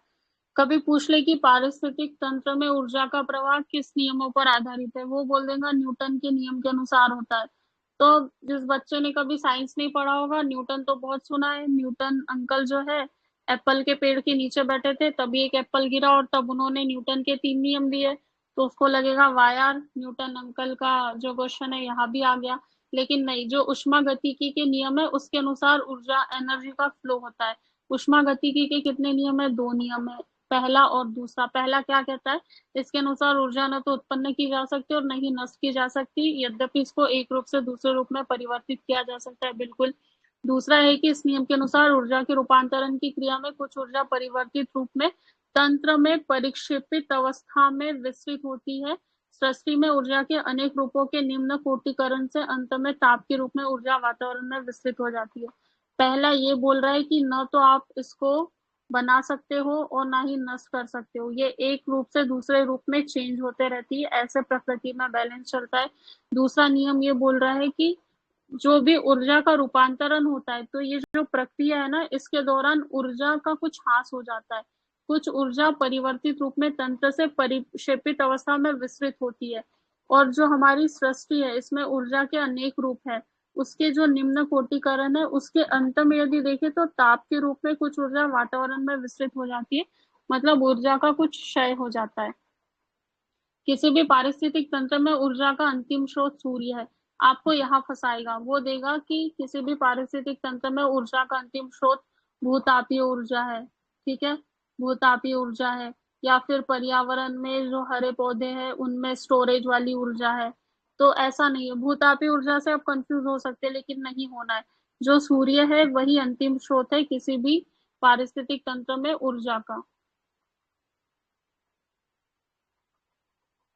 देखिए, अभी ऊपर मैंने एक्सप्लेन किया था पारिस्थितिक तंत्र में ऊर्जा का स्थानांतरण एक दिशीय होता है लेकिन बहुपथीय होता है। बहुपथ याद रखना, यह प्राथमिक उत्पादकों से उत्तरोत्तर पोषण स्तरों में जाती है और इसका स्थानांतरण में ऊर्जा का ह्रास होता है। अभी ऊर्जा के नियमों में पढ़ा, 10% का नियम किसने दिया था? लिंडेमान ने। इसके अनुसार शाकाहारी जंतु उत्पादक की शुद्ध प्राथमिक उत्पादकता का 10% भाग अपने में संचित या स्थिर करता है। जब कोई मांसाहारी जंतु शाकाहारी को खाता है तो शाकाहारी की 10% ऊर्जा संचित करता है। इस प्रकार खाद्य कड़ी के प्रत्येक स्तर, पहला, दूसरा, तीसरा और सर्वश्रेष्ठ श्रेणी के स्तर पर उपभोक्ता केवल 10% संचित ऊर्जा को अपने शरीर भार में रूपांतरित करता है। आपको ऐसे घुमा के देगा वो कि 10% जो ऊर्जा का नियम है, तो 10% स्टोर करता है, वो देगा कि 10% स्टोर करता है और 90% अगली कड़ी में स्थानांतरित कर देता है, तो गलत हो जाएगा। 90 का तो कहीं रोल ही नहीं है। ये क्या करता है, 10% ही नेक्स्ट कड़ी में ट्रांसमिट करता है, फिर वो जंतु 10% अपनी अगली कड़ी में ट्रांसमिट कर देगा। तो ये लिंडेमान ने दिया था 10% का जो नियम है। पोषण स्तर की बात करें तो पारिस्थितिक तंत्र की आहार श्रृंखला में सामान्यतः 3 से 4 पोषण स्तर होते हैं। पोषण स्तर 1 जो स्वपोषित जीव प्राथमिक उत्पादक जैसे हरे पौधे। पोषण स्तर 2 में प्राथमिक उपभोक्ता आते हैं जैसे खरगोश हो गया। पोषण स्तर 3 में द्वितीय उपभोक्ता आएंगे जैसे बाघ हो गया। और पोषण स्तर 4 में सर्वाहारी या अंतिम उपभोक्ता, सर्वाहारी में अपना मनुष्य आ जाएगा। और फिर ये जो अपघटक है, उपरोक्त सभी पोषण स्तरों से आहार ग्रहण करते हैं। क्योंकि देखिए, पहला पोषण स्तर यदि हरे पेड़ पौधे हैं, वो भी मृत हो गए तो ही अपघटक आकर अपघटन करेंगे। यदि प्राथमिक उपभोक्ता है, द्वितीयक या तृतीयक, इनका भी शरीर है तो उसको अपघटन करने का काम भी अपघटक ही करेंगे। तो ये तो उपरोक्त सभी से आहार प्राप्त कर रहा है, इसीलिए बोला है कि सभी पोषण स्तरों से आहार ग्रहण करता है। पारिस्थितिक पिरामिड की बात करें तो किसी भी पारिस्थितिक तंत्र के प्राथमिक उत्पादकों एवं विभिन्न श्रेणी के उपभोक्ताओं की संख्या, जीवभार तथा संचित ऊर्जा में परस्पर एक प्रकार का संबंध होता है। इन संबंधों को जब चित्र के रूप में दिखाया जाता है तो उसको पिरामिड कहते हैं। इस तरह से पिरामिड बनता है पारिस्थितिक का। और जो जल वाला पिरामिड होता है, समुद्र वाला, वो उल्टा बनता है जीवभार का, वो भी आगे एक्सप्लेन करूंगी। अब देखिए, इसका सबसे पहले विचार किसने किया था, चार्ल्स एल्टन ने। कब, 1927 में। अभी मैंने आपको ऑर्थर टैंसले के बारे में बताया था। जो ऑर्थर टैंसले अंकल जी है, इन्होंने पारिस्थितिक तंत्र शब्द को गढ़ा था। मैंने बताया था कि आपको जब भी टेंस पढ़ना है वो ऑथेंटिक होते हैं, तो इसीलिए शब्द शब्द जब आप सीखेंगे तो वो ऑथेंटिक होगा। तो ऑर्थर टैंसले ने पारिस्थितिकी शब्द गढ़ा था। ऐसे ही एक और टर्म आ गया है, पारिस्थितिक पिरामिड। ये किसने दिया विचार, चार्ल्स एल्टन ने दिया। कब, 1927 में, 1927 में, ठीक है। पिरामिड 3 प्रकार के होते हैं, ये चार्ल्स एल्टन ने दिया है। पिरामिड 3 प्रकार होते हैं। जीव संख्या का पिरामिड, मतलब जीवों की संख्या के बारे में देखेंगे, कितने नंबर ऑफ क्वांटिटी है, नंबर देखेंगे, क्वांटिटी नहीं। क्वांटिटी मतलब मात्रा हो जाएगी, नंबर देखेंगे, संख्या में नंबर देखेंगे। जीव भार मतलब कितने वजनी है वो। और संचित ऊर्जा मतलब एनर्जी का पिरामिड। तो 3 प्रकार के पिरामिड है। सबसे पहले हम बात करते हैं जीव संख्या का पिरामिड।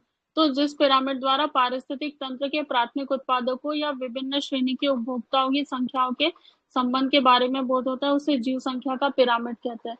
यहाँ सीधे सीधे लिखा है कि संख्याओं के संबंध में बोध होता है, ठीक है। किसके, विभिन्न श्रेणी के उपभोक्ताओं की संख्या के बारे में, तो उसको जीव संख्या का पिरामिड कहेंगे। ऐसे चित्रों का आधार भाग सदैव प्राथमिक उत्पादकों की संख्या बतलाता है। आधार के ऊपर के भाग क्रमशः प्रथम, द्वितीय, तृतीय, उच्चतम श्रेणी के उपभोक्ताओं की संख्या बतलाते हैं। ये पिरामिड सीधे या उल्टे दोनों प्रकार के हो सकते हैं। देखिए, जैसे ये हरी घास है, ठीक है, हरी घास है, ये आधार है। उसके बाद इसको खाने वाले खरगोश है, ये पिरामिड बनेगा। फिर इसके बाद मांसाहारी आएंगे, फिर इसके बाद सर्वाहारी आएंगे। तो ये सीधा भी हो सकता है और ये उल्टा भी हो सकता है। तो ये कौन सा वाला पिरामिड है, ये जीव संख्या का पिरामिड है। जितनी ज्यादा संख्या रहेगी, प्राथमिक उत्पादकों की संख्या बहुत ज्यादा रहेगी, तो ये आधार तल में आ जाएगा। और फिर जैसे जैसे संख्या कम होती जाएगी, ये जीवभार ऊपर की तरफ बढ़ते जाएगा। उसके बाद जीव भार का पिरामिड, इसमें पारिस्थितिक तंत्र के प्राथमिक उत्पादकों एवं विभिन्न श्रेणी के उपभोक्ताओं के भार के संबंध में बोध होता है। भार है तो हम भार के बारे में बात करेंगे, इसको जीव भार का पिरामिड कहते हैं। ये सीधा उल्टा दोनों प्रकार के हो सकते हैं। वन या फिर घास वाले स्थल पारिस्थितिक तंत्र के पिरामिड सीधे बनते हैं, लेकिन तालाब के पारिस्थितिक तंत्र का जीव भार का पिरामिड उल्टा बनता है। क्यों, क्योंकि इसमें प्राथमिक उत्पादकों की संख्या अधिक होते हुए भी भार कम होता है। भार मतलब वजन, सीधे वजन से रिलेट करना। देखिए जो जलीय पारिस्थितिक तंत्र है उसमें क्या होता है, जैसे छोटी छोटी मछलियां होती, मछलियों के सबसे पहले उसके जो उत्पादक होते हैं फाइटोप्लैंक्टन्स करके मैंने बताया था, तो वो क्या होते हैं, बहुत अधिक संख्या में होते हैं लेकिन बहुत हल्के होते हैं, बहुत कम वजन होता है, कम वजन है इसीलिए ये नीचे आ गए। उसके बाद जो मछलियां है, मछलियों का वजन निश्चित तौर पर इससे ज्यादा होगा, चूंकि हम जीव भार की बात कर रहे हैं तो जीव भार की जब बात कर रहे हैं तो जो वजनी रहेगा वो ऊपर आएगा, तो यहाँ छोटी छोटी मछलियां हो गई। उसके बाद में जो बड़ी मछलियां है उनका भार ज्यादा होता है इसीलिए वो ऊपर आएगी। तो ये जो जल वाला है पिरामिड, ये उल्टा बनता है। तो तालाब है या समुद्र है या महासागर, जहां भी जल की बात आएंगी तो उनका पिरामिड उल्टा बनेगा। संचित ऊर्जा के पिरामिड की बात करें तो किसी पारिस्थितिक तंत्र के विभिन्न पोषक तलों के जीवधारियों द्वारा प्रयोग में लाई गई ऊर्जा के संपूर्ण परिणाम का बोध कराता है। इसे संचित ऊर्जा का पिरामिड कहते हैं। ऊर्जा प्राय एक इकाई भाग में निश्चित समय में देखी जाती है। ऊर्जा पिरामिड सदैव सीधा बनता है क्योंकि समय का सदैव ध्यान रखा जाता है जो लगभग निश्चित होता है। एनर्जी का फ्लो, एनर्जी का फ्लो एक तो एक दिशीय होता है, मतलब एक ही दिशा में होगा। यदि पूर्व से पश्चिम की ओर जा रहा है तो उधर ही होगा, लेकिन बहुपथीय हो सकता है, अलग अलग पथ से हो सकता है, लेकिन एक ही दिशा होगा, रिवर्स कभी नहीं होता है। और फिर इन्होंने ये बोला है कि ऊर्जा प्राय एक इकाई भाग में एक निश्चित समय में देखी जाती है। देखिए यहाँ निश्चित समय बोला है, आपको स्टेटमेंट में बना के देगा कि निश्चित स्थान या निश्चित वातावरण या निश्चित परिवेश या निश्चित कोई क्षेत्र है, तो ऐसा कुछ भी टर्म वहां पर देते तो गलत करना उसको। आप केवल समय की बात करना है कि निश्चित समय में देखा जाता है। देखिए जैव भू रासायनिक चक्र क्या होता है, ये 5 नंबर का प्रश्न है सीधे सीधे। 2 नंबर में संभावना कम है क्योंकि ये बहुत अच्छा प्रश्न बन सकता है 5 नंबर में। पारिस्थितिक तंत्र में जो अजैविक तत्व है उनके जैविक प्रावस्था में परिवर्तन तथा इन जैविक तत्वों के अजैविक रूप में पुनरागमन के प्रारूप को जैव भू रासायनिक तत्व कहते हैं। ये ऐसा बोल रहा है कि जो हमारा पारिस्थितिक तंत्र है, ठीक है, जो हमारा पारिस्थितिक तंत्र उसमें जो अजैविक तत्व है इनके जैविक प्रावस्था में परिवर्तन और इन जैविक तत्वों के अजैविक में पुनरागमन, कुल मिलाकर यदि यहाँ अजैविक है तो फिर वो जैविक में कैसे जाएगा और फिर जैविक से अजैविक में कैसे आएगा, और ये चक्र निरंतर चलते रहेगा, इसी को ही जैव भू रासायनिक चक्र बोला गया है। प्रकृति में नाइट्रोजन, फास्फोरस, कार्बन इत्यादि तत्वों को जैव भू रासायन, इन तत्वों के जैव भू रासायनिक चक्र पाए जाते हैं। ये 2 प्रकार के होते हैं, एक तो गैसी और दूसरा अवसादी। गैसी मतलब जिसमें गैस रहेगी, ऑक्सीजन का चक्र, नाइट्रोजन का चक्र। अवसाद उसमें कैल्शियम है, फास्फोरस है, सल्फर है, पोटेशियम है, ये अवसाद वाले चक्र है। तो ठीक है, कार्बनिक से अकार्बनिक, तो जैविक से अजैविक और अजैविक से जैविक में ये चक्र चलते रहेंगे, जैव भू रासायनिक चक्र। जल चक्र को ओडम ने गैसीय चक्र में सम्मिलित किया है। एक दूसरे एक एक टेंसले अंकल का नाम याद रखना जिन्होंने पारिस्थितिकी शब्द गढ़ा है, और पारिस्थितिक पिरामिड, एल्टन, एल्टन अंकल ने पारिस्थितिक पिरामिड शब्द दिया है, दोनों का याद रखना। इसका जो क्वेश्चन आंसर सेशन कल होगा उसमें मैं पूछूंगी, और ये भी पूछूंगी कि जल चक्र को किसने गैसीय चक्र में सम्मिलित किया है। जल चक्र को गैसीय चक्र में किसने सम्मिलित किया है, तो ओडम ने सम्मिलित किया है। आगे देखते हैं।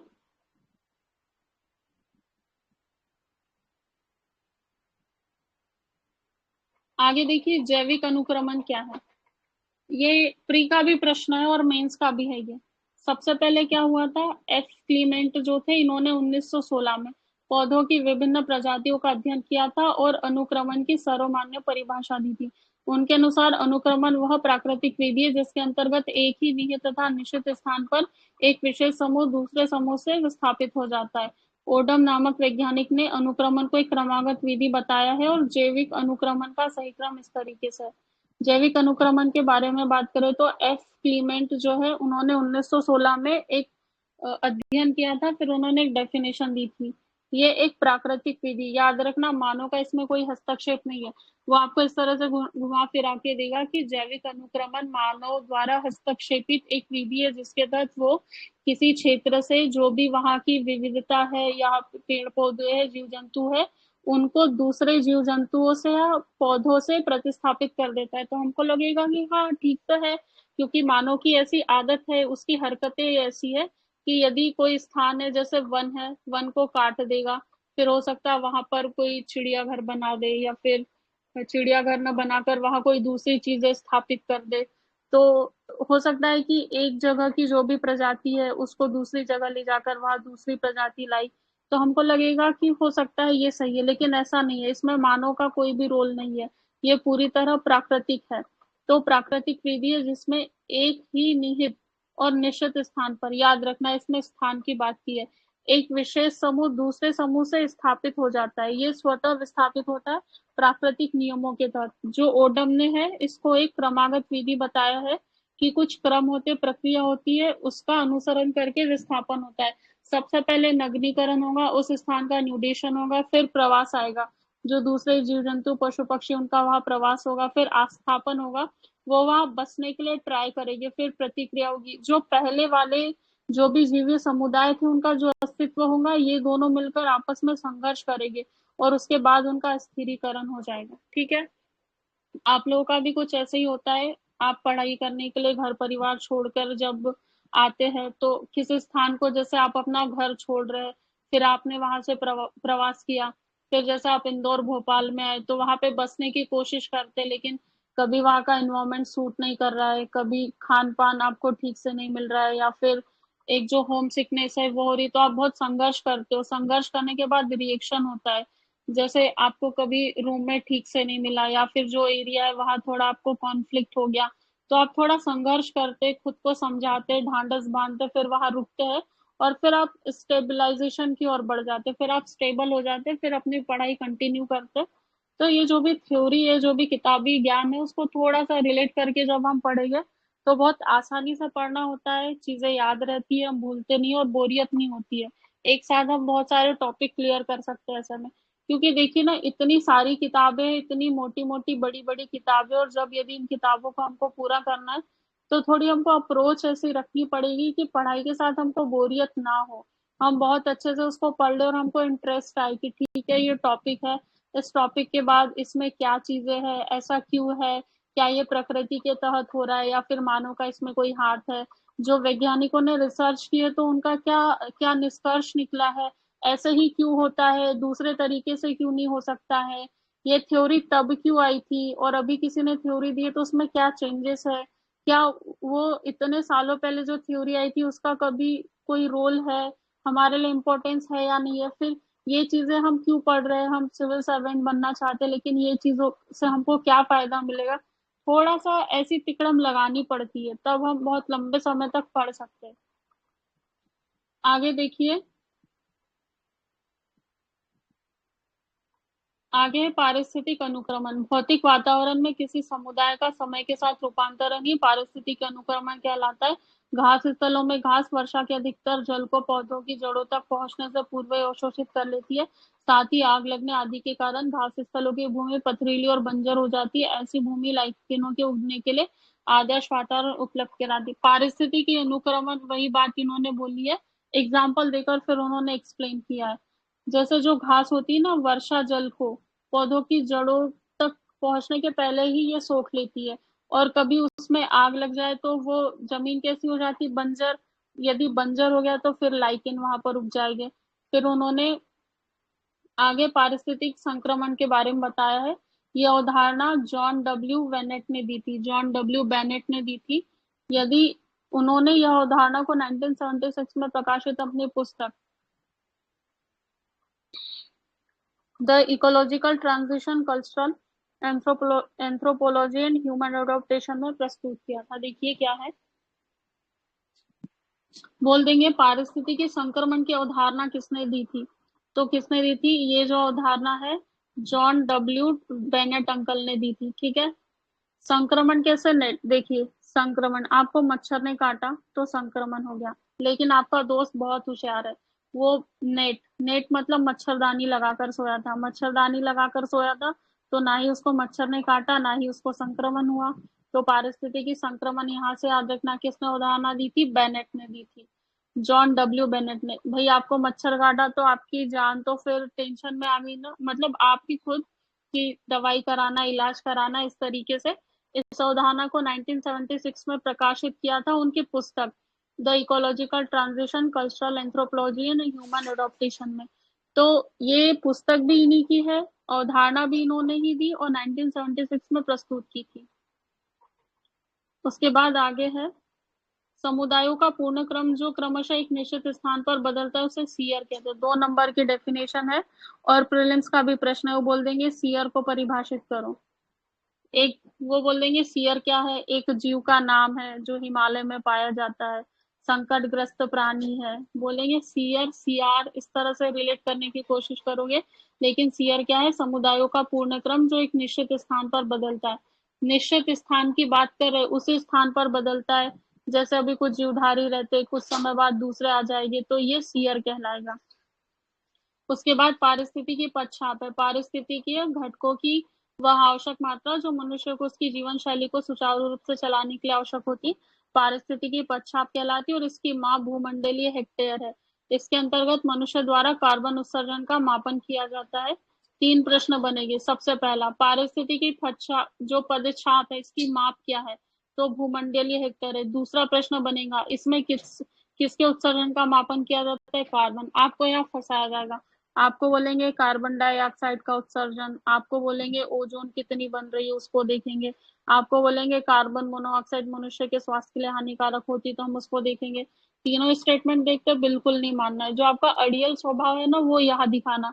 आप बोलना नहीं हम कार्बन के उत्सर्जन की माप को ही देखेंगे, इसके अलावा तो आप चाहे कुछ दे दो स्टेटमेंट बना के, हम नहीं देखने वाले। तो हमने यहाँ क्या देखा, इसकी जो माप है भूमंडलीय हेक्टेयर है, कार्बन उत्सर्जन को हम देखते हैं, और ये मनुष्य को उसकी जीवन शैली को सुचारू चलाने के लिए जो भी आवश्यकता होती है घटक, उसको हम पारिस्थितिक पदछाप कहते हैं।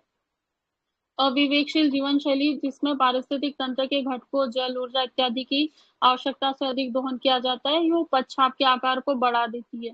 पारिस्थितिकी पदछाप पृथ्वी के पारिस्थितिक तंत्र पर मानवीय मांग का एक मापक है। इसको इस तरह से समझना। अच्छा, ये अगली लाइन कंप्लीट कर देती हूँ फिर बताती हूँ। प्रदत्त वर्ष में 1 टन कार्बन डाइऑक्साइड के उत्सर्जन से होने वाली दीर्घकालिक क्षति आर्थिक मूल्य के रूप में उसको कार्बन का सामाजिक मूल्य कहते हैं। एक अलग टर्म है, कार्बन का सामाजिक मूल्य 2 नंबर में आ सकता है, तो फिर आपको सीधा सीधा ऐसा छापना है, उसमें कार्बन डाइऑक्साइड के उत्सर्जन से होने वाली दीर्घकालीन क्षति बताए। यदि आपको यहाँ प्री में कार्बन देता है तो फिर नहीं मानना है, पारिस्थितिक पदछाप में कार्बन को मानना है। देखिए पारिस्थितिक पदछाप क्या होता है, जैसे हमारी जो प्रकृति है, प्रकृति के पास मान लीजिए 100 रुपए है, ठीक है, लेकिन इन 100 रुपए को बनाने में प्रकृति को अरबों करोड़ों वर्ष लगे तब जाकर ये 100 रुपए बने। अब आपको आपके कायदे से 20 रुपए खर्च करने चाहिए, लेकिन आप 1 नंबर के मक्कार निकले, आपको लगता है कि मुझे और खर्च करना है, फिर आप क्या कर रहे हैं, प्रकृति से मांग रहे हैं। और प्रकृति का स्वभाव इतना अच्छा है कि वो कभी मना नहीं करेगी, वो आपको देते जा रही है, देते जा रही, देते जा रही। तो जैसे जैसे आप मांगोगे आपकी मांग बढ़ गई, तो जो पारिस्थितिक पदछाप होता है वो बढ़ गया। तो उसमें ये देखा जाता है कि प्रकृति 100 रुपए है आपको दे तो रही है, लेकिन मान लीजिए अब केवल इसके पास 60 रुपए बचे हैं, तो जो बचे वाले 40 रुपए उसने आपको दे दिए, तो उसको कितना समय लगेगा वापस इस 40 को इसमें जोड़ने के लिए। तो ये समय इसमें देखा जाता है पारिस्थितिकी पदछाप में। आगे देखिए, वर्ल्ड डेवलपमेंट रिपोर्ट 2010 के अनुसार मिलेनियम इकोसिस्टम असेसमेंट पारिस्थितिक तंत्र की सेवाओं के निम्न 5 प्रमुख वर्गों का वर्णन करता है। व्यवस्था, नियंत्रण, समर्थन, सांस्कृतिक, संरक्षण। व्यवस्था में क्या आएगी, खाद्यान्न एवं जल का उत्पादन। नियंत्रण में क्या आएगा, जलवायु और रोगों का नियंत्रण करेंगे हम। समर्थन में क्या आएगा, पोषण चक्र और फसल परागण का समर्थन करना है। सांस्कृतिक में आध्यात्मिक, शैक्षणिक और मनोरंजन सेवाएं, और संरक्षण में विविधता अनुरक्षण की बात की है। उसके बाद जो विविध तथ्य है, इसमें यूकेलिप्टस वृक्ष को पर्यावरण का शत्रु माना जाता है। अब स्टेटमेंट बना के देंगे कि जो यूकेलिप्टस का वृक्ष है वो पर्यावरण हितैषी है। पर्यावरण हितैषी किसको संज्ञा दी गई है, तो नहीं, ये ऐसा वृक्ष है जो पर्यावरण का शत्रु है, क्योंकि ये वृक्ष जहां भी उगता है ना, वहां के पूरे आसपास के पानी को सोख लेता है, उसकी जड़ें भी पानी को सोख के खत्म कर देती। और जब इतने भी उसका पेट नहीं भरता है तो उस वातावरण में जो भी नमी रहती है उसको भी सोख लेता है, पूरा शुष्क कर देता है। तो इसीलिए इसे पर्यावरण का शत्रु माना जाता है। अरनीज नेस ने 1973 में गहन पारिस्थितिकी शब्द का प्रयोग किया। इसको कैसे याद रखना, देखो, गहन, अ, जो भी मेडिकल फील्ड से रिलेटेड होगा या आप लोगों का कहीं ना कहीं पाला तो पड़ा ही होगा हॉस्पिटल में, तो वो लिखा रहता है ना, गहन चिकित्सा यूनिट। गहन जैसे आईसीयू होता है ना, इंटेंसिव केयर यूनिट, तो गहन उसमें लिखा रहता है शब्द गहन। मतलब आईसीयू में यदि कोई है तो उसको अर्जेंट होगा, तो अर्जेंट से क्या रिलेट करना है, अर्जेंट से आपको अर्नीस, जो अर्नीस है उसको अर्जेंट बना देना। जब भी अर्जेंट कब रहेगा, जब कोई आईसीयू में रहेगा तो अर्जेंट रहेगा। तो गहन पारिस्थितिकी शब्द किसने दिया है, अर्नीज नेस ने दिया है। कब दिया है, 1973 में। 73 ईयर यदि कोई ओल्ड व्यक्ति, उसको बहुत सारी बीमारी है, तो फिर अर्जेंट में उसको आईसीयू में एडमिट कराना पड़ेगा। तो अरनीज ने इस 1973 गहन पारिस्थितिकी शब्द का इन्होंने प्रयोग किया है। आगे देखिए, पारिस्थितिकी निशे शब्द की संकल्पना ग्रीनले ने दी थी। आपने निशा मेहंदी सुनी होगी, आपके घर में आपकी मम्मी लोग अक्सर लगाती होंगी, अभी नहीं, थोड़े पहले के समय में, 5-10 साल पहले की बात करें तो निशा हर्बल मेहंदी आती थी, काले रंग वाली, ब्लैक कलर की, रेड कलर की भी आती थी। तो निशे मतलब निशा, ग्रीनले मतलब हरी, वो हर्बल मेहंदी थी ना, तो ग्रीनले मतलब हर्बल। तो पारिस्थितिकी की निशे की संकल्पना किसने दी थी, ग्रीनले ने दी थी। उसके बाद में स्थिर जल के आवास को लेंटिक आवास के अंतर्गत आते हैं। इसमें आर्द्रभूमि, तालाब, झीलें और जलाशय। देखिए यहाँ पर दो टर्म है, एक तो लेंटिक आवास है, एक लोटिक आवास है। अच्छा मेरे को बात बताइए, आप सबके घर में भाई बहन हो गए, किसी की शादी हुई होंगी, उनके बच्चे होंगे, दीदी के या भैया के। तो जो बच्चे लोग रहते हैं ना, कहीं मॉल में गया, घर के बाहर गए, उनको उनके काम की कोई चीज दिख गई, कहीं खिलौना दिख गया, कपड़े दिख गए, जो उनको बस लेना ही है। तो कुछ बच्चे इतने जिद्दी होते कि उनको नहीं दिलाए तो लोट लगाने लगते। लोट कैसे लगाते, अभी वो यहाँ खड़े, फिर धीरे से गिर जाएंगे, फिर यहाँ से वहां तक पूरा लोट लगा के आएंगे, ऐसे ऐसे, जब तक उनके माँ बाप दो थप्पड़ न लगा दे, उनको पकड़ने ले। तो लोटिक मतलब क्या है, एक स्थान से दूसरे स्थान पर जाना, मतलब बहना। जो नदी है वो बहती है, जो जो भी जलधारा है वो बहते रहती, तो ये कैसे आवास है, लोटिक है। लेकिन इसके विपरीत है लेंटिक। लेंटिक मतलब लेंटर, याद रखना, घर का जो लेंटर होता है ना, छत, जिसको हम लेंटर कहते हैं। तो लेंटिक आवास क्या है, छत कहीं लौट के जाता है कि नहीं, वो एक ही जगह रहता है, एक बार आपने डाल दिया तो डाल दिया। तो लेंटिक आवास क्या होते हैं, लेंटिक आवास वे होते हैं जो स्थिर जल के आवास है, वो कहीं नहीं जाने वाले। जैसे तालाब है, उसका पानी कहीं नहीं जाता है, झील का पानी कहीं नहीं जाता है, जलाशय का पानी कहीं नहीं जाता है, आर्द्र भूमि का पानी कहीं नहीं जाता है। लेकिन जो नदी है, नदी बहते रही थी, तो नदी लोटिक आवास है। वो जो बच्चा है ना, यहाँ से वहां लौट रहा है, वो लोटिक आवास वाला है। तो ये लेंटिक आवास के एग्जाम्पल है। यहाँ आपको एग्जाम्पल से पूछेगा कि आर्द्र भूमि किस तरह के जल का, किस तरह के आवास का एग्जाम्पल है। दो भिन्न समुदायों के बीच के संक्रमण को इकोटोन कहते हैं। एमपीपीएससी का प्रश्न है, पीवाईक्यू में आया हुआ है, शायद 2022 प्रीलिम्स का प्रश्न है। पारितंत्रों में घटती उत्पादकता के क्रम में उनका सही अनुक्रमण मैंग्रोव, घास स्थल, झील और महासागर है। ये प्रश्न भी पूछा गया है, शायद यूपीपीसीएस में पूछा गया है। अब देखिए यहाँ पर पूछेगा, पिक्नो पिक्नोक्लाइन किसको कहते हैं, हेलोक्लाइन किसको कहते हैं, थर्मोक्लाइन किसे कहते हैं, इकोमार्क किसे कहते हैं। इकोमार्क तो मैंने बताया था, ऐसे भारतीय उत्पाद को जो पर्यावरण के प्रति मैत्रीपूर्ण। और एक चीज और बताई थी कि 1991 से इकोमार्क देना शुरू किया था। उसके बाद में पलाची माड़ा का संबंध केरल से है। और ये पर्यावरण संरक्षण के लिए जो ग्रीन आर्मी ऑस्ट्रेलिया ने स्टार्ट की थी, ये भी मैंने बताया था। तो आपको देखिए याद क्या रखना है, एक तो पलाची माड़ा याद रखना है, कहाँ है, केरल से संबंधित है। ग्रीन आर्मी ऑस्ट्रेलिया, ये आपको पता है, पर्यावरण संरक्षण से संबंधित। इको मार्क 1991 जो उत्पादों को दिया जाता है, ये भी आपको पता है। एक चीज बस यहाँ याद करना, क्या याद करना, 1962 में जो प्रकाशित पुस्तक साइलेंट स्प्रिंग थी, उसके लेखक रेचल कार्सन है। ये अमेरिकी जीव विज्ञानी, ठीक है। देखो इतना हो गया, साइलेंट स्प्रिंग, इसके लेखक कौन है, रेचल कार्सन, कौन है, अमेरिकी जीव विज्ञानी। ये नीचे के फैक्ट सरल थे, ये हो गए। अब ये काम के देखो जो आपको कंफ्यूज करेंगे। पिक्नोक्लाइन, हेलोक्लाइन और थर्मोक्लाइन, देखो हेलो, हेलो से थोड़ा रिलेट हो रहा है लवण वाली चीजें, तो लवण प्रवणता को दर्शाता है किसकी, किसी भी जल निकाय में लवण प्रवणता को, और थर्मोक्लाइन जल निकाय में गहराई के साथ तापमान परिवर्तन को दर्शाता है।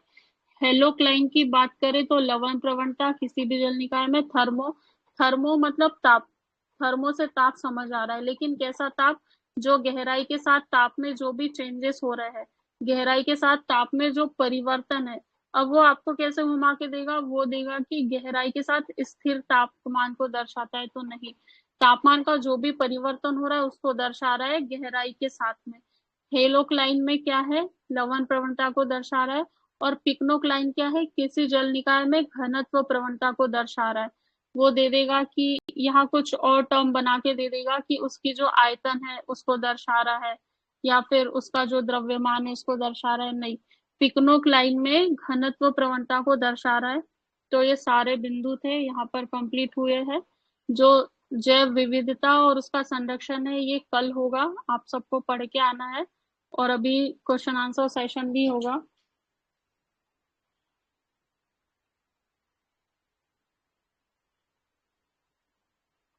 अच्छा, आवाज वगैरह क्लियर थी अभी तक?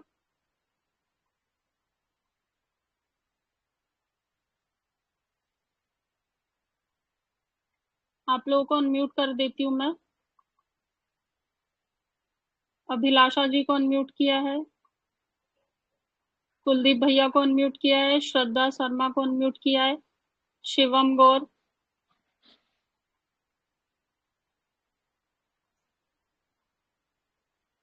आप लोगों को आवाज आ रही है मेरी? Yes ma'am. ओके, आप लोग अनम्यूट कर लीजिए अपने आप को, मैंने मेरे इधर से परमिशन दे दी है। जी मैम देखिए, क्लियर है। जी कल वाला जो टॉपिक हमने डिस्कस किया था उसके आंसर्स देने हैं। इसमें ऐसी कोई बात नहीं है कि किसी से नहीं बन रहा है तो कोई बहुत बड़ी गलत बात हो गई, ऐसा कुछ नहीं है। आप लोग अपनी किताब सामने खोल के रख सकते हैं, क्योंकि क्या अभी शुरुआत है। यदि पहले ही दिन बहुत स्ट्रिक्ट कर दूंगी कि नहीं आपको बिना देखे ही बताना है, आपको तो पता ही होना चाहिए, तो फिर थोड़ा मोरल डाउन होता है। आप अपनी किताब अपने सामने रखिए, और नहीं पता है कोई दिक्कत नहीं, उसको ढूंढ के निकालिए कि ये प्रश्न इसका उत्तर कहाँ है। धीरे धीरे जैसे जैसे हम आगे बढ़ेंगे, धीरे धीरे थोड़ा स्ट्रिक्ट करते रहूंगी जो क्वेश्चन आंसर सेशन है। तो उसमें मैंने कल आपको एक चीज बोली थी कि जो पर्यावरण संरक्षण अधिनियम है वो कब बना है, कोई भी बताएगा आप लोगों में से, अनम्यूट करके बताएगा, पर्यावरण संरक्षण अधिनियम कब आया है? 1986। ठीक है। और एक रियो समिट हुआ था, मुझे 3 क्वेश्चन बताना। सबसे पहले, रियो समिट किस वर्ष में हुआ था? दूसरा, रियो समिट का दूसरा नाम क्या है? तीसरा, रियो समिट किस स्थान पर हुआ था? मैम रियो सम्मेलन 1972 में और जी ब्राजील में हुआ था। ओके, 92 में हुआ मैम था। इसका दूसरा नाम अर्थ समिट भी है, और ये रियो डी जेनेरियो ब्राजील में हुआ था। ठीक है। वन नाम हाँ, मैम रियो एजेंडा सम्मेलन 21 का जो 1997 में और नहीं बेटा, 1992 जो रियो है ना, देखो 1972 में क्या हुआ था, सबसे पहले स्टॉकहोम सम्मेलन हुआ था, 1992 में हुआ था। 1992 के बाद उसमें +5 यस। आएगा, +10, +20। तो जो +20 वाला था वो रियो, ब्राजील के रियो डी जेनेरियो में होता है, इसीलिए हम उसको रियो समिट भी कहते हैं। और यदि वर्ष की बात आए तो वो 2012 में हुआ था, और उसको रियो +20 के नाम से जानते हैं। जी मैम। ठीक है। उसके बाद में एक चीज है कि ये ग्रुप बहुत अच्छा है, क्योंकि आज क्लास का दूसरा दिन है, लेकिन आप लोग के एडमिशन बहुत पहले हो गए थे, तो उस दौरान जब आपने एडमिशन लिया था तब से अभी तक कोई भी ऐसा क्वेश्चन मेरे पास नहीं आया जिसका कोई औचित्य ना हो, या फिर अननेसेसरी पूछा गया। और दूसरी चीज, कल मैंने जो क्लास ली थी उसमें पर्यावरण प्रदर्शन सूचकांक जो था, तो आप लोगों में से शायद शिवम गौर है, उन्होंने उसका अपडेट जो करंट है मुझे टेक्स्ट करके तुरंत भेजा कि ये इसकी जो 2024 वाली रैंकिंग है, और फिर मैंने आपको ग्रुप में फॉरवर्ड किया। तो ये ना बहुत एक अच्छा ग्रुप बना हुआ है, इसमें सब लोग एक दूसरे को लेकर चल रहे हैं, तो ये बहुत अच्छी चीज है आप लोगों की। अच्छा, जो इको मार्क अभी भी पढ़ाया मैंने, ठीक है, वो तो रिवाइज हो गया, 1991 से दिया था, जो पर्यावरण के प्रति महत्वपूर्ण होते हैं।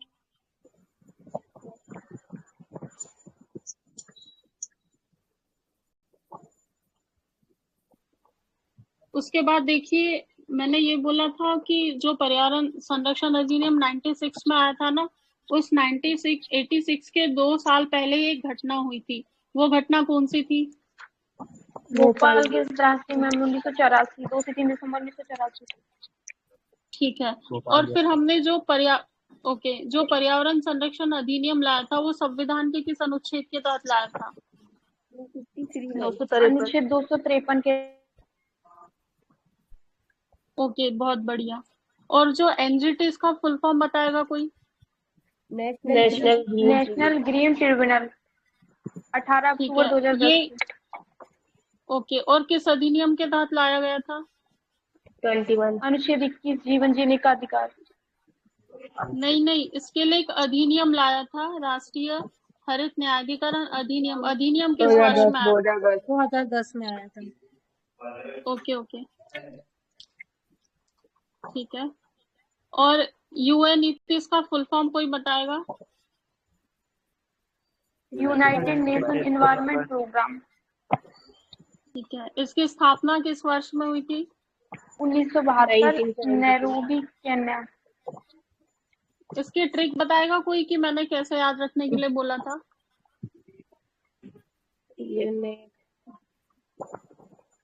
मैंने बताया था ना, 72 इयर्स के जो भी बुजुर्ग रहते हैं वो कन्या पर रौब दिखाते हैं, तो नैरोबी, केन्या, और 1972। फिर ये नागपुर में एक संस्थान है, राष्ट्रीय पर्यावरण अभियांत्रिकी शोध संस्थान। इसकी कितनी क्षेत्रीय प्रयोगशालाएं है? कुल कितनी है? 5 है। इसका दिल्ली, मुंबई, पांचों के नाम। दिल्ली, मुंबई, चेन्नई, कोलकाता, हैदराबाद। ठीक है, बहुत बढ़िया। राष्ट्रीय अपीलीय प्राधिकरण अधिनियम किस वर्ष में आया था? राष्ट्रीय अपीलीय प्राधिकरण अधिनियम 1997।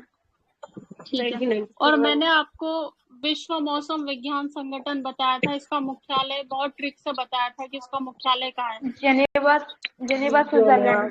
Geneva, Switzerland. ठीक है। इसकी स्थापना कब हुई थी? 1951 में। नारी शक्ति आगे है क्या? बाकी मेरे भाई लोग कहाँ है सब?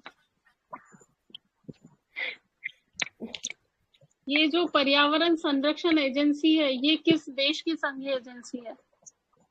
यूएसए, अमेरिका की। इसकी स्थापना कब हुई थी?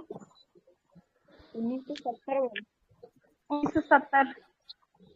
2 दिसंबर 1970। मैंने कहा था कि मानव स्वास्थ्य के लिए 70 साल के जो भी बुजुर्ग है, वो एक इंसान से नहीं संभलता है, तो उनके लिए 2 इंसान लगते हैं, है ना?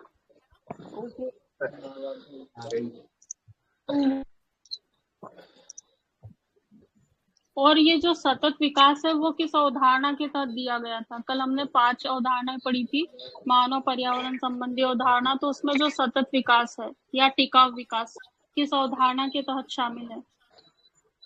नवनीतिवादी। बहुत बढ़िया, नवनियतिवादी अवधारणा। और स्टॉपिंग गो की नीति किस अवधारणा में दी है? नवनियतिवादी। बहुत बढ़िया। और होम्योस्टेटिक क्रियाविधि क्या थी? होम्योस्टेटिक क्रियाविधि पर्यावरण में अंतर्निर्मित स्वनिर्मित।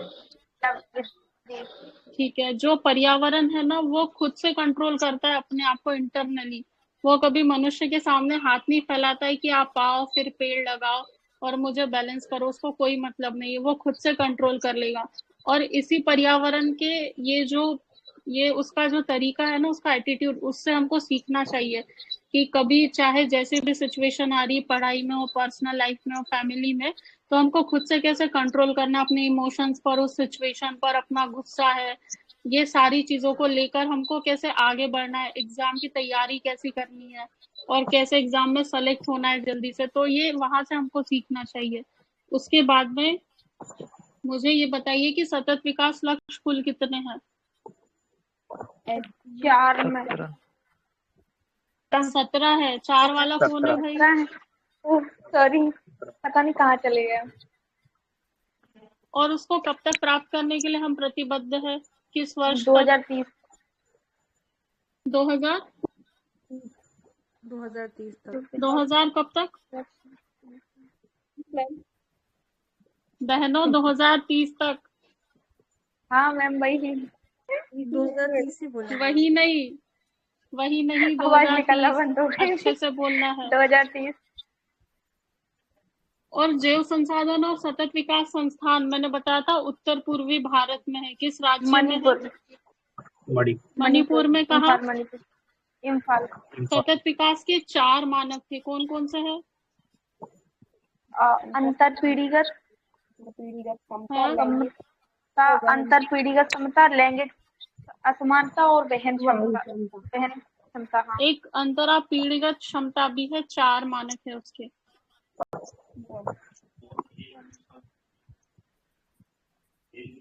पृथ्वी दिवस कब मनाते? 22 अप्रैल। 22 अच्छा, मुझे एक बात बताइए, सबके लिए सतत ऊर्जा दशक कब मनाया था? सतत ऊर्जा दशक की बात कर रही हूँ, सतत विकास की बात नहीं कर रही हूँ। 14 और 2014 से 2023। किसने मनाया था? किसकी पहल है ये? यूएनओ। यूएनओ की है या संयुक्त राष्ट्र महासभा की है? संयुक्त राष्ट्र संघ की है। हाँ, संयुक्त राष्ट्र संघ की है। आपको महासभा दे सकता है कंफ्यूज करने के लिए।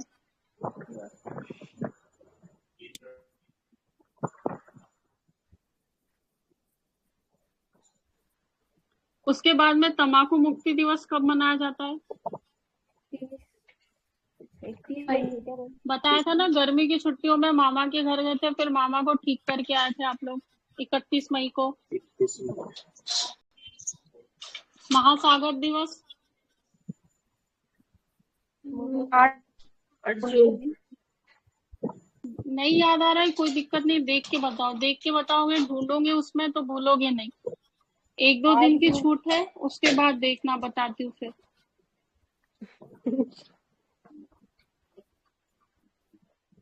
जो रियो प्लस 10 है वो कहाँ हुआ था?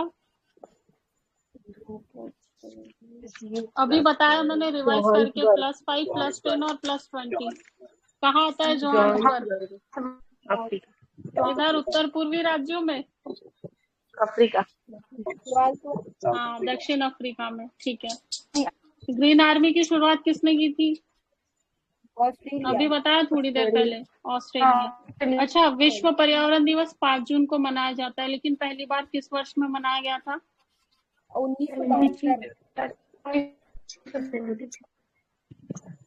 1970। कब बनाया था 1970?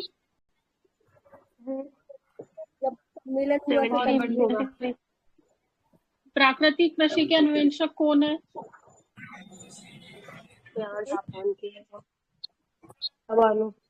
हेलो जी, मसानोबु फुकुओका है। ठीक है, कल वाला जो था अच्छे से हो गया डिस्कस। आज वाला जो है रिवाइज करना है।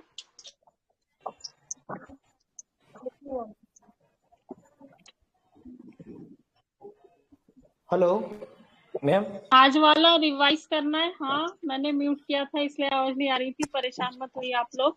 आज वाला रिवाइज करना है, कल से फिर नेक्स्ट क्लास होगी। नेक्स्ट क्लास जो है वो है अभी जैव विविधता वाली है, 3रे नंबर की। जैव विविधता और उसका संरक्षण क्लास होगी, उसके बाद सेम ऐसे डिस्कशन होगा। तो डिस्कशन में लास्ट के दोनों टॉपिक कवर होंगे, तो आपका रिवीजन होते चलेगा। देखते ही देखते बहुत जल्दी हमारी पर्यावरण और पारिस्थितिकी खत्म हो जाएगी, और उसके बाद उसको रिवीजन मोड पर डालेंगे। ठीक है, मैं थोड़ा समय निकालने की कोशिश करती हूँ, उसके बाद हो सके तो इसका एक टेस्ट भी ले लूंगी। 20 प्रश्न, 30 प्रश्न या 50 प्रश्नों का, जैसे भी होता है, थोड़ा और सही हो जाएगा फिर। Hello ma'am. और कोई कुछ मैम बोलना इसके चाह रहा शॉर्ट है? नोट्स जी बनाने पड़ेंगे। देखिए, लूसेंट खुद से ही मैम शॉर्ट नोट है, इसको आप शॉर्ट नहीं कर सकते। इसको शॉर्ट करने की बजाय इसका बार बार रिवीजन करो, जो की टर्म्स है उसको ब्लू पेन से बॉक्स में डाल दो। हाँ हेलो मैम। जी मैम। जी जी मैं आज ही लाइव जुड़ा हूँ, उसमें वीडियो लेक्चर कैसे चलेंगे? वीडियो लेक्चर अभी आपको मिल जाएगा, मेरे सेव्ड मैसेज में सेव हो जाता है वो। उसके बाद अभी 1-2 लेक्चर यूट्यूब पर जा रहे हैं, उसके बाद यूट्यूब पर प्राइवेट लिंक कर दूंगी, तो वो लिंक मैं ग्रुप में शेयर कर दिया करूंगी। क्या होता है, जैसे कभी अपन मोबाइल फॉर्मेट कर देते या फिर डाटा इरेज हो जाता है जब बहुत ज्यादा स्टोरेज होता है, तो ये वीडियो मिस ना हो, इसीलिए यूट्यूब पर इसको अपलोड करके एक प्राइवेट लिंक क्रिएट करके आप लोगों को शेयर करूंगी, तो आप लोग सीधे वहां जाकर भी देख सकते हो, उसको डाउनलोड करके बार बार रिवीजन भी कर सकते हैं। अभी आपको ग्रुप में मिल जाएगा, जो भी लाइव नहीं जुड़ पाए थे। जी मैम, जैसे फिर लाइव जुड़ना रहेगा तो फिर कैसे जुड़ेंगे उसमें? जी लाइव में वीडियो में कैसे जुड़ेंगे लाइव क्लास? लाइव क्लास के लिए मैं पहले एक लिंक शेयर कर देती हूँ, आप उस पर क्लिक करके जुड़ सकते हैं, और क्लास स्टार्ट हो जाती है उसके बाद भी वहां शो होते रहता होगा ज्वाइन करके, ऊपर ही एक मैम पट्टी चलते लेकिन रहती है। आज मैंने ज्वाइन जी करा तो मैम आधे घंटे बाद में ज्वाइन हो पाई मैम, कनेक्टिंग कनेक्टिंग बता रहा था। वो ना शायद आपकी तरफ से कुछ परेशानी होगी, ऐसे 1-2 बच्चों के साथ दिक्कत आ रही है नेटवर्क इशू के कारण, बाकी पता नहीं। कहीं से कोई प्रॉब्लम नहीं आ रही है। क्योंकि देखिए, यदि मेरे साइड से कोई प्रॉब्लम होती तो आप में से एक भी नहीं ज्वाइन हो पाता, मैम तो इसमें उसके लिए ऐसा तो थोड़ा सा नहीं है सेट। कि कोई लिमिट है ज्वाइन होने की, क्योंकि मुझे मतलब ऐसा डाउट जा रहा है कि हो सकता है कि वो कोटे के बाद में फिर वो ज्वाइन नहीं होने देता है। टाइम पीरियड निकल जाए ऐसा? ऐसा तो शायद है नहीं, एक बार देख लूंगी मैं, है ना। ठीक है मैम। या उसकी लिंक भी ग्रुप में शेयर कर दिया करूंगी, तो फिर आप उस लिंक पर क्लिक करके भी आ सकते हैं। हाँ, ऐसा कर दीजिए, आप लिंक सेंड कर दीजिएगा तो ऐस हम आसानी हो जाएगी ज्वाइन करने के लिए। ठीक है, कल से ये चीज भी कर देंगे, शेयर इनवाइट लिंक कर देंगे, तो आप लिंक पर क्लिक करके भी आ सकते हैं। ठीक है मैम, थैंक यू। ओके, और कोई किसी को कुछ पूछना हो, बताना हो, लूसेंट के भक्तजन?